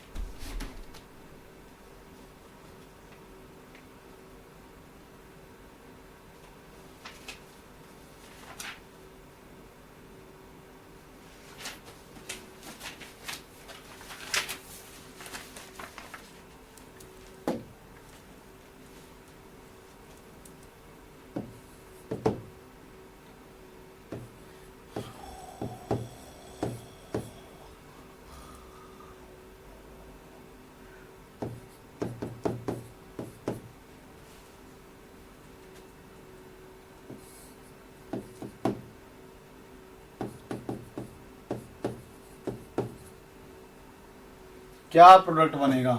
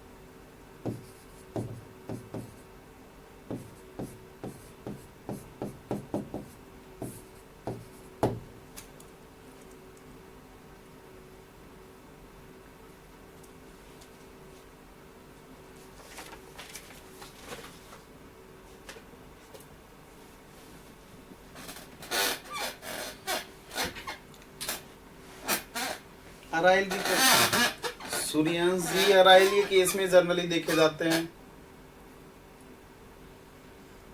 या वहां पे देखे जाएंगे जहां पे मेटल के ऊपर लिगेंड ना हो सकता हो, केवल इंट्रेंस हो। हाँ, शॉर्ट में शिवानी जी क्या रिपीट करना है? शिवानी यादव जी, शॉर्ट में रिपीट क्या करना है? सारी बातें। इंट्रामोलिकुलर ऑक्सीडेटिव एडिशन रिएक्शन ये हो रही है कि जब गामा पोर्शन में, बीटा पोर्शन में प्रोटॉन ना हो तो उस केस में गामा वाले प्रोटॉन को सेलेक्ट करेगा और गामा वाले प्रोटॉन के CH बॉन्ड के अंदर मेटल इंसर्ट हो जाएंगे अगर मेटल कोऑर्डिनेटिवली सैचुरेटेड होंगे। जल्दी से एक बार इनको चेक कर लीजिए, आप देख लीजिए।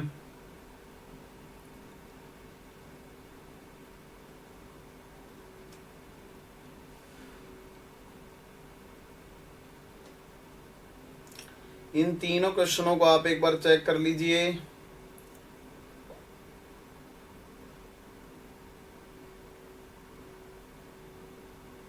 हाँ, 4 ही लगे हुए पहले केस में। पहले केस में सीएल रिमूव, ओके, ऐसा तो नहीं है।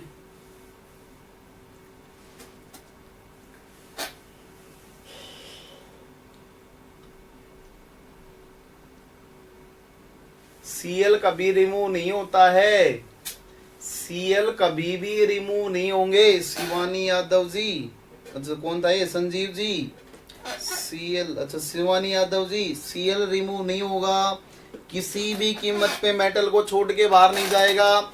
इलेक्ट्रोस्टैटिक इंटरेक्शंस हैं, बिल्कुल भी नहीं छोड़ना चाहेगा।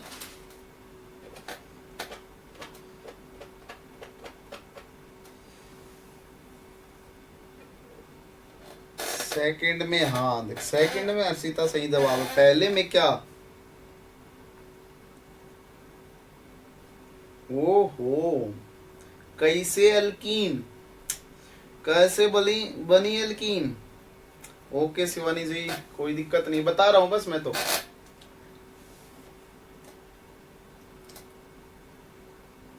न्यूट्रल लिगेंड्स जनरली एलिमिनेट होंगे, जर्नली न्यूट्रल लिगेंड्स एलिमिनेट होंगे, इतना याद रखना हमेशा।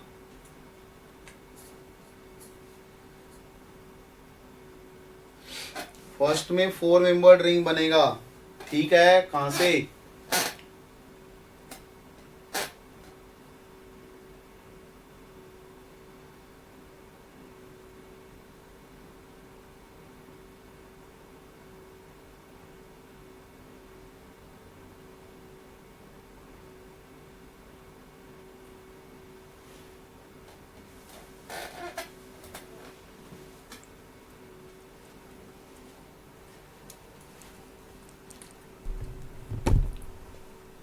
देखिएगा भाई, ठीक है, मैं करवाता हूं, आप लोगों ने कर लिए होंगे शायद एक बार,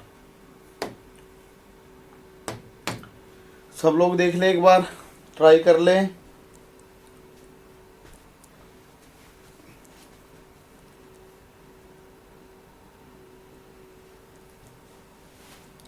फर्स्ट में बीटा एलिमिनेशन, अर्षिता मजाक कर रहे हो, बीटा प्रोटॉन तो है ही नहीं फर्स्ट में, एलिमिनेशन कहां से करवा दिया आपने बीटा।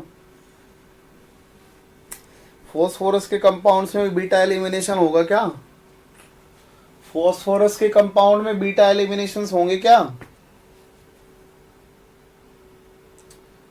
फॉस्फोरस के पीएच वाले में होंगे, मेथिल वाले में नहीं होंगे ऐसे।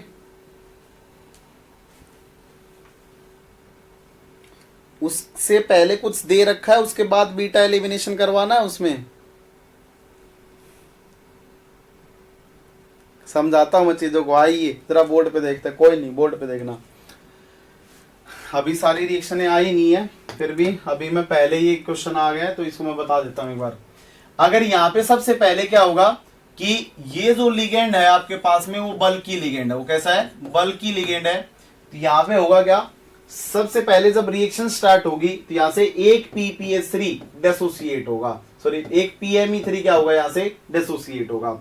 जब PME3 डिसोसिएट होगा तो क्या बचेगा, PME3 का होल थ्राइस बचेगा, इरिडियम बचेगा, और इसके ऊपर क्या था, एक Cl था, और इसके ऊपर क्या आ जाएगा, CH2 CME3 आ जाएगा, Me और यहाँ पे Me, H2। समझना इन कंडीशंस को। अगर ऐसा आपके पास में आ रहा है तो उसके बाद में देखो कितने की आपके पास में ट्रांजिशन स्टेट जनरेट हो चुकी है, जरा एक बार गौर से देखें यहाँ पे कितने की ट्रांजिशन स्टेट जनरेट हो चुकी है। नेगेटिव आ रहा है तो ओवरऑल के ऊपर कैसा चार्ज आ जाएगा, एक नेगेटिव, क्या आ जाएगा, एक नेगेटिव, क्योंकि न्यूट्रल गया है ना बाहर, और ये CH2 नेगेटिव हो तो इसके ऊपर कैसा चार्ज आएगा, नेगेटिव चार्ज आ जाएगा कॉम्प्लेक्स के ऊपर। यहां से क्या होगा कि हीट की प्रेजेंस में जब आप रिएक्शन करवाने जाएंगे तो TBP टाइप की बन चुकी होगी, देखो 3 फिनाइल, एक Cl और एक CH2। तो यहाँ पे अगर कोऑर्डिनेशन नंबर 5 है तो कोऑर्डिनेशन नंबर 7 तो अपने पास में होता नहीं है, तो इसका मतलब जब मैंने बोला था कि ऑक्सीडेटिव एडिशन रिएक्शन होंगी तो उन केसेस में सबसे पहले उसे एक लिगेंड को डिसोसिएट करवाना पड़ेगा। बोलो यार, एक लिगेंड को क्या करवाना पड़ेगा, डिसोसिएट करवाना पड़ेगा। अगर यहां से लिगेंड को डिसोसिएट करवाएंगे तो ओवरऑल के ऊपर एक नेगेटिव चार्ज है। आप देखो बाहर कौन पड़ा होगा, Li पॉजिटिव, जब इसके साथ में मेटल जुड़ चुका होगा तो उसके बाद बाहर में कौन पड़ा होगा, Li पॉजिटिव। तो इन दोनों के इंटरेक्शंस होंगे और इन दोनों के इंटरेक्शन से इरिडियम PPme3 और यहां से क्या बन जाएगा, होल थ्राइस। पहले स्टेप में Cl बाहर नहीं निकलेगा, दूसरे स्टेप में क्या निकलेगा, बाहर Cl निकलेगा। अब फिर से कुछ लोग कहेंगे कि मैंने तो यही बोला था, कोई नहीं, आपने जो बोला था वो सही बोला था, कोई दिक्कत नहीं है, ठीक है। देखिएगा, ठीक है, देखिएगा, देखना यहां से क्या होगा, ये लीजिए, इसके ऊपर कार्बन था, इसके ऊपर मैथिल था, कार्बन था, हाइड्रोजन थे, हाइड्रोजन थे, हाइड्रोजन थे, इसके ऊपर CH3 थे, CH3 थे। इन केसेस में होगा क्या कि इस पोजीशन में ये वाला जो इरिडियम है, ये वाला इरिडियम इस वाले CH बॉन्ड के अंदर क्या करने लग जाएगा, ऑक्सीडेटिव एडिशन। तब आपके पास में कितने मेंबर्ड मिलेगी, देखो ये अल्फा थी, ये वाली बीटा पोजीशन थी, बीटा के ऊपर प्रोटॉन नहीं है तो फिर कौन से वाले में इंसर्ट होगा, गामा वाले में। और जब गामा वाले में इंसर्ट होगा तो यहाँ पे कितने मेंबर की रिंग बन रही है, 4 मेंबर्ड। और जब 4 मेंबर्ड बनेगी तो उन कंडीशंस में वो वाली ज्यादा फेवरेबल होंगी इन कंपैरिजन ऑफ किसके, 3 मेंबर्ड के। इसलिए 3 मेंबर वाली नहीं बनेंगी, यहाँ पे कौन सी बनेगी, 4 मेंबर्ड ही रिंग बनेगी। इस बात को पक्का ध्यान रखना। तो CH2 कार्बन, Me, इसके ऊपर CH2 और ऐसा। ये सारा खेल किसकी वजह से हुआ है, यहाँ पे अगोस्टिक इंटरेक्शंस हुए। पहले इस हाइड्रोजन ने इसके साथ अगोस्टिक इंटरेक्शंस किए और अगोस्टिक इंटरेक्शन करने के बाद में हाइड्रोजन की शिफ्टिंग हुई है और ओवरऑल रिजल्टेंट आपको क्या दिखाई दिया है, गामा एलिमिनेशन। बोलो यार क्या हो रहा है, गामा पोजीशन से प्रोटॉन एलिमिनेट हो रहा है, गामा एलिमिनेशन। ये इसको हम लोग क्या बोल सकते हैं, intra molecular oxidative addition reaction. बोलो क्या कहानी समझ में आई पहले क्वेश्चन में।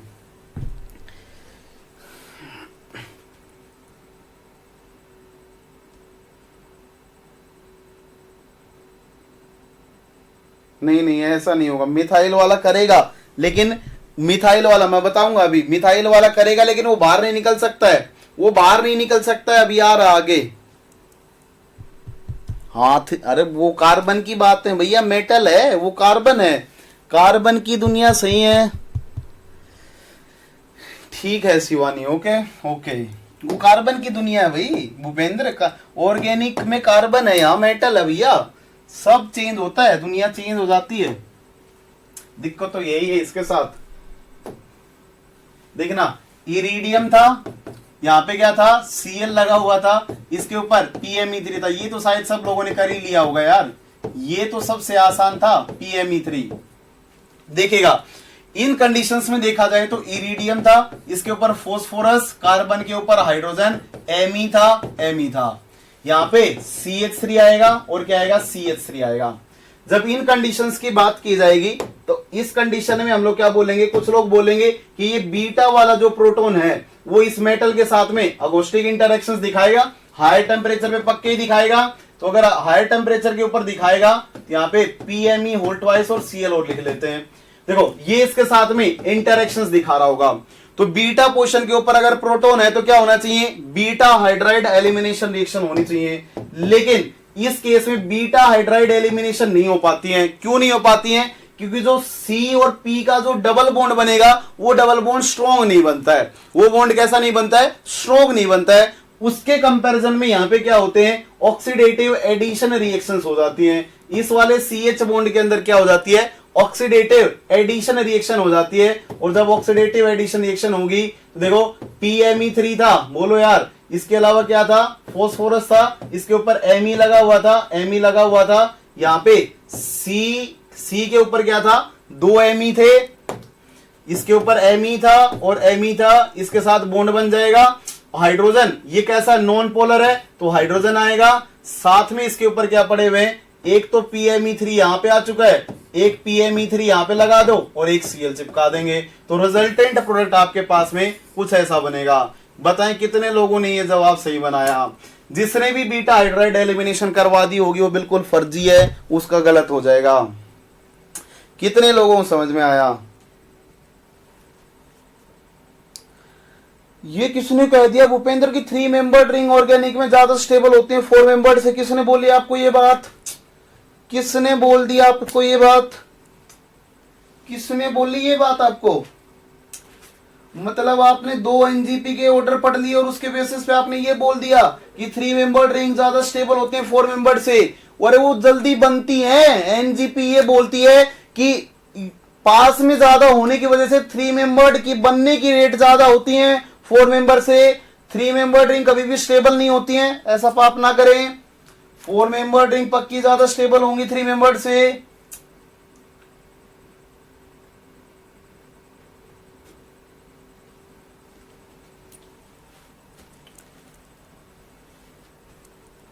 वाह, कहां से कौन सी ऑर्गेनिक पढ़ रहा है? कहां से पढ़ रहा है भैया? नई बुक है क्या कोई?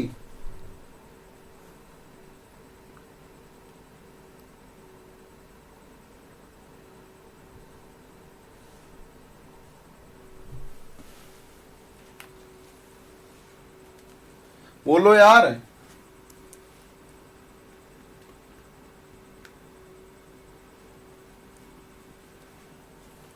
वीडियो चल रहा है क्या?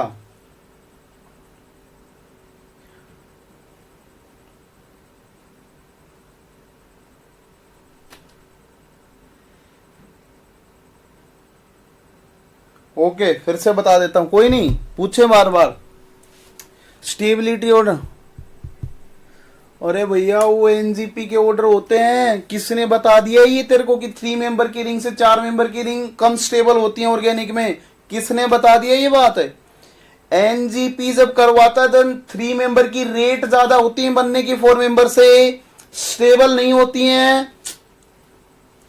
कौन सी बुक में लिख रखा है? रेफरेंस भेजना मेरे पास एक बार, रेफरेंस भेजना मेरे पास। देखना इस केस में क्या होगा, आईआर के ऊपर 2 एमी, यहां पे फोस्फोरस। देखो यहां से बीटा हाइड्राइड एलिमिनेशन रिएक्शन इसलिए नहीं हुई है क्योंकि यहां पे पी के साथ में कार्बन का डबल बॉन्ड आता है और वो कैसा नहीं होता, स्टेबल नहीं होता। अगर वो स्टेबल नहीं होता इसलिए यहां पे डबल बॉन्ड नहीं बनना है, इसलिए यहां पे सिंपल क्या हो रहे हैं, अगोस्टिक इंटरैक्शंस, और वो अगोस्टिक इंटरैक्शंस किस में कन्वर्ट हो रहे हैं, गामा एलिमिनेशन में। वो गामा एलिमिनेशन में कन्वर्ट हो रहे हैं। ठीक है, लास्ट क्वेश्चन बताएंगे। एक क्वेश्चन और था, देखो लास्ट वाला है MPME3 whole 4, MPME3 whole 4 iron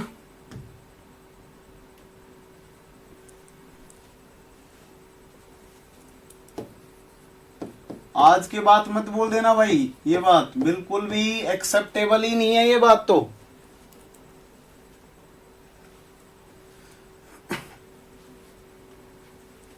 heat कर दिया है, क्या बनाया?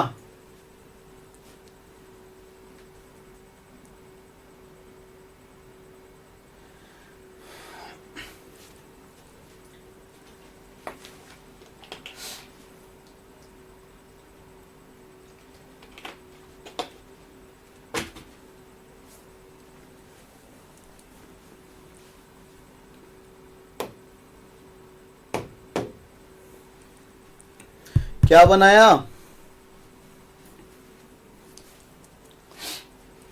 कुछ नहीं बनाया, बोर्ड पे देखेंगे क्या ही बनाओगे, देखने के बाद। मेटल था, इसके ऊपर क्या लगा हुआ है, PPH3, 4 ही लिगेंड पड़े हुए हैं यहाँ पे। PPH3 कहां से आ गया, PME3 था, यहाँ पे क्या था, PME3 था। याद रखना कभी भी फोस्फोरस का PME3 टाइप का डेरिवेटिव आ जाए, गलती से भी चाह के भी मन भी कर जाए तो भी मत कर देना। वहां पे कभी भी बीटा हाइड्राइड एलिमिनेशन रिएक्शन में मत लगा देना, कभी भी जिंदगी में मत लगा देना, गलत हो जाएंगे आंसर्स। क्योंकि P double bond C bond कभी भी बनते नहीं है, कभी नहीं बनते ऐसे बॉन्ड, स्ट्रॉन्ग नहीं होते हैं इसलिए जनरेट नहीं होंगे।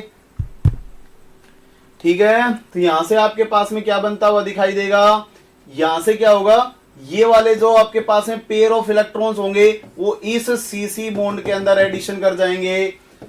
जब कोई चारा नहीं होगा, जब कोई चारा नहीं होगा तो आखिरी हथियार यही होगा आपके पास में कि उसमें हायर टेम्परेचर के ऊपर ऑक्सीडेटिव एडिशन रिएक्शन करवा देंगे। अगर कोई रिएक्शन पॉसिबल ना हो देन बीटा वाले प्रोटॉन में, जैसे बीटा वाले प्रोटॉन में अगर यहाँ पे कार्बन टाइप का होता तो बीटा हाइड्राइड एलिमिनेशन होती, 100% होती, कोई उसमें कोई शक ही नहीं था। लेकिन अगर यहाँ पे फोस्फोरस टाइप का अगर कोई भी रिएजेंट आ जाए, फोस्फीन आ जाए, तो उनके कंडीशन में ऐसी रिएक्शन है कभी ऑब्जर्व नहीं की जाएंगे। वहां पे केवल इंट्रामोलिकुलर ऑक्सीडेटिव एडिशन रिएक्शन ही होंगे। जब ऑक्सीडेटिव एडिशन रिएक्शन करवाएंगे, PMe3 स्ट्रेंड होगा बहुत ज्यादा लेकिन बनेगा। यहाँ पे PMe3, यहाँ पे क्या आ जाएगा PMe2 कार्बन। यहाँ पे क्या था देखो, कार्बन और हाइड्रोजन जब बॉन्ड को तोड़ेंगे तो इनके बीच में बॉन्ड आएगा, इसके ऊपर हाइड्रोजन आ जाएगा, तो इनके अंदर क्या होगा सिस एडिशंस हो जाएंगे। कितने कैसे एडिशंस हो जाएंगे, सिस एडिशंस हो जाएंगे। तो रिजल्टेंट कंपाउंड आपका ये वाला जनरेट होगा। ये भी इनिशिएट हुआ है किससे, ये भी इनिशिएट हुआ है किससे, अगोस्टिक इंटरेक्शन से। अगोस्टिक इंटरेक्शन से ही क्या हुआ है, ये इनिशिएट हुआ है। अगोस्टिक इंटरेक्शन से ही इनिशिएट हुआ है, ऐसे इनिशिएट नहीं होंगे।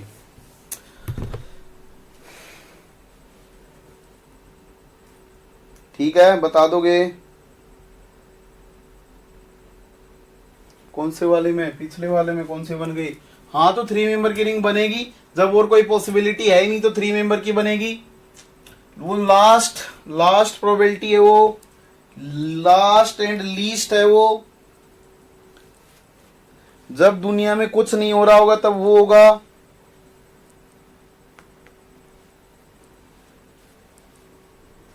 ठीक है, 2 बातें और लिख लें, देन नेक्स्ट क्लास में मिलते हैं।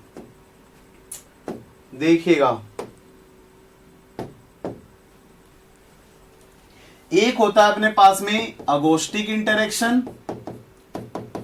और दूसरा होता है अपने पास में अनअगोस्टिक इंटरेक्शंस।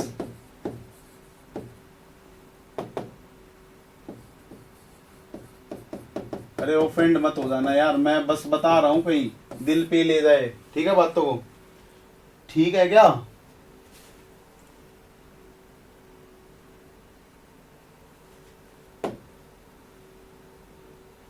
हाँ बहुत छोटी छोटी बातें बताता चल रहा हूं, ऐसी गलतियां करवाएगा वो, बिल्कुल ही छोटे से छोटी चीजें बताता हुआ चल रहा हूं।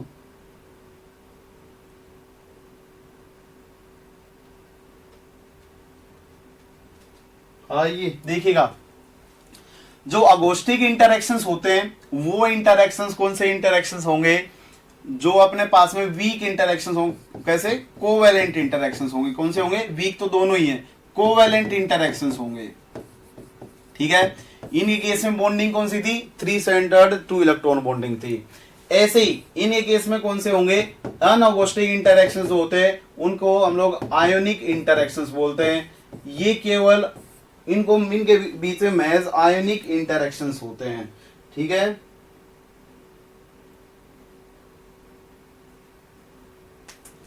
आ रहा हूं उस बात पे, 1 मिनट रुकिएगा। ठीक है, दूसरी बात, यहां पे अगर बात की जाए अगोस्टिक इंटरेक्शंस को दूसरे तरीके से कैसे डिफाइन करते हैं, वो सारा का सारा क्रिस्टलोग्राफी बेस्ड होगा भाई। ठीक है, जैसे मान लीजिए कि आपके पास में मेटल है, उसके ऊपर CH2 है और यहाँ पे हाइड्रोजन है। अगर मैं ये एक कंडीशन लेके चल रहा हूं, यहाँ पे आप कोई ग्रुप लगा लीजिए, ये X है ये Y है, कुछ इस टाइप से कोई X और Y ग्रुप है, वरना फिर से दिल पे ले जाओगे। ये X है और ये Y है। अगर यहाँ पे क्या हो रहा है, अगोस्टिक इंटरेक्शन हो रहा है, तो अगोस्टिक इंटरेक्शन के केस में ये जो बॉन्ड एंगल आता है वो 90 से 135 डिग्री के बीच में देखा गया है। और जब आप किसके केस में देखते हैं, अनअगोस्टिक के केस में देखते हो, तो LNM, यहाँ पे जो बॉन्ड एंगल देखा गया है वो बॉन्ड एंगल देखा गया है यहाँ से मेटल का, हाइड्रोजन का और वाई का जो बॉन्ड एंगल देखा गया है वो 120 से 135 के बीच में देखा गया है। इसके अलावा दोनों में एक चीज का और डिफरेंस होता है, और वो डिफरेंस अपने पास में किस चीज का होता है, इसमें जो केमिकल शिफ्ट होती है हाइड्रोजन की वो डिक्रीज करती है, और इसके केस में जब आयनिक इंटरेक्शंस होते हैं तो इसके केस में जो केमिकल शिफ्ट होती है वो इंक्रीज करती है। तो जब कभी भी आपको क्वेश्चन दिया जाए, अगर कोई भी कॉम्प्लेक्स दिया जाए और अगर आपसे पूछ लिया जाए कि इसमें अगोस्टिक होगा या अनअगोस्टिक होगा, तो उन कंडीशंस में आप उसे 2 चीजें मांगना। पहली कंडीशन क्या, बॉन्ड एंगल मांगना। किसका बॉन्ड एंगल लेना आपको, मेटल, हाइड्रोजन और वाई का। ठीक है, अगर वो बॉन्ड एंगल अगर 120 से 135 के बीच में आ जाए, लेकिन इसमें भी वो क्या कर रहा है आपके पास में, सॉरी 150 के बीच में आ जाए। किसके बीच में आ जाए, 150, किसके बीच में आ जाए, 150 के बीच में आ जाए। तो उन कंडीशंस में देखो 15 डिग्री का पार्ट ओवरलैप कर रहा है, तो उन कंडीशंस बीच में अगर एंगल आ जाए तो फिर आपको क्या चाहिए होगी, केमिकल शिफ्ट। अगर इनिशियल जो भी आपका एरोमेटिक सिस्टम होगा उस एरोमेटिक सिस्टम की हाइड्रोजन की केमिकल शिफ्ट अगर 7.2 वैल्यू से जर्नली अगर कम होती है, जो उसका नॉर्मल वाला पार्ट होगा मेटल से जुड़ने से पहले वाला, उसकी केमिकल शिफ्ट से अगर केमिकल शिफ्ट कम होंगी देन ऐसे इंटरेक्शंस को अगोस्टिक बोलेंगे। और साथ में अगर केमिकल शिफ्ट की वैल्यू बढ़ जाए देन उस इंटरेक्शन को अनअगोस्टिक इंटरेक्शंस का नाम दे दिया जाएगा।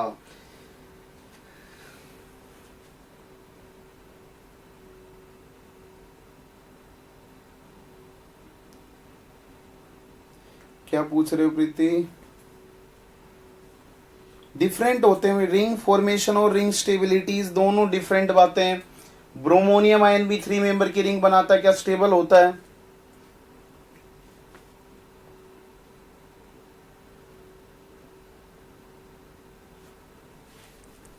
कौन सी वाली स्टार्टिंग में जब स्टार्ट किया था?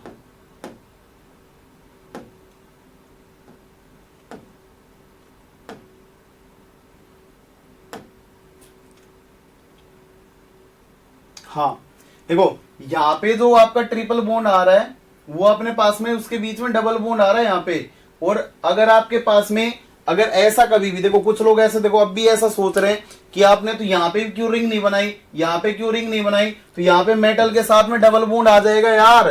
कुछ तो दिमाग लगाओ, मेटल के साथ में डबल बॉन्ड आ जाएगा, वो प्रोपीन बन जाएगी। प्रोपीन बहुत ज्यादा अनस्टेबल होंगी, वो नहीं बनना चाहेंगी, वो नहीं बनना चाहेंगी। कहीं पे भी देख लेना वहां पे प्रोपीन ही आएगी। अगर उस सिस्टम में अगर इंटरेक्शंस होंगे और वहां पे अगर बॉन्ड बनाया, पक्का ही क्या बनेगी, प्रोपीन बनेगी। लेकिन हमें प्रोपीन बनानी नहीं है। अगर प्रोपीन बन जाए और कोई कंडीशंस ना हो तो उन कंडीशन में ही प्रोपीन बनेगी। बोलो यार ये अगोस्टिक इंटरेक्शन से क्या हो रहे हैं, अगोस्टिक इंटरेक्शन से ही इनिशिएट हो रहे हैं।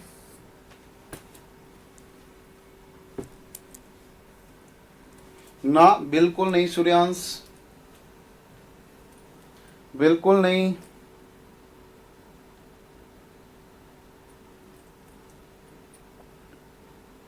बिल्कुल शो नहीं करेंगे। देखो चीजों को मैं इसलिए बोल रहा हूं, देखो सब में फर्क क्या है देखो ना। आप कुछ लोगों फिर से क्या किसी कोई डाउट है, पहले तो ये बताएं। अभी जो मैंने बताया क्या इसमें कोई डाउट है? देखो दो बातें हैं यहाँ पे, ये कहां आगे पीछे आ गए।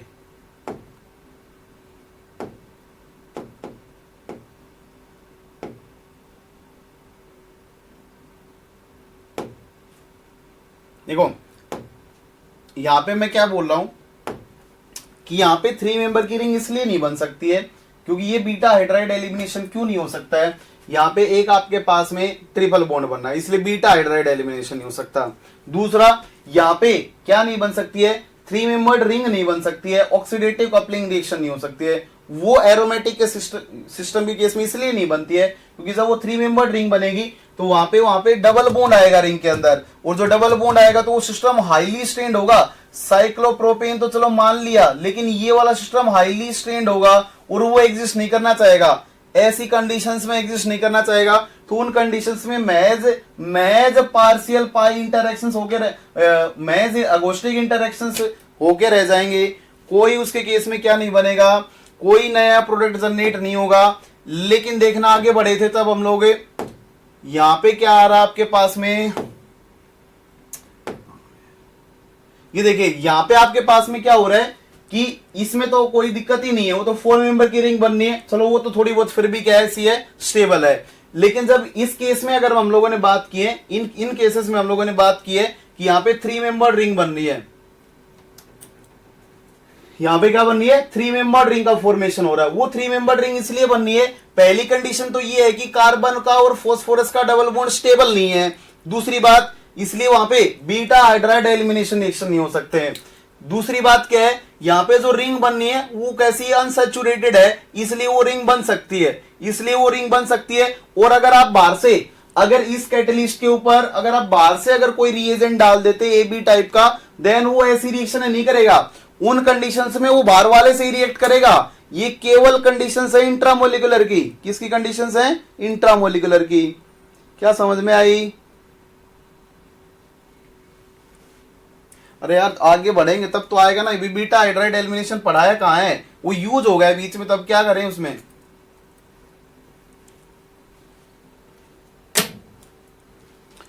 क्या कहानियां समझ में आई, कितने लोगों समझ में आई? अरे भाई भूपेंद्र इतना दिल पे मत ले यार तू चीजों को, ठीक है समझ गया ना। 3 मेंबर की रिंग अनस्टेबल होती है, ठीक है। ओके भूपेंद्र खुश रहे यार, क्या रखा है इन चीजों में, होती रहेगी ऑर्गेनिक, ऐसी चलती रहती है रिएक्शनें, कभी 3 की बन जाती है 4 की बन जाती है, पता नहीं चलता वो सब कहानियां हैं।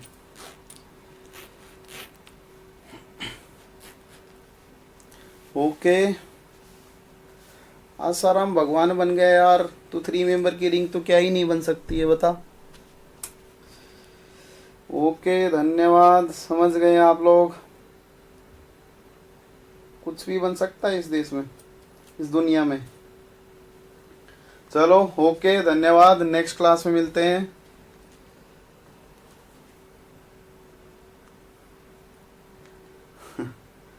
ओ क्या ही बोलूं अब, ठीक है ओके चलिए मिलते हैं नेक्स्ट क्लास में।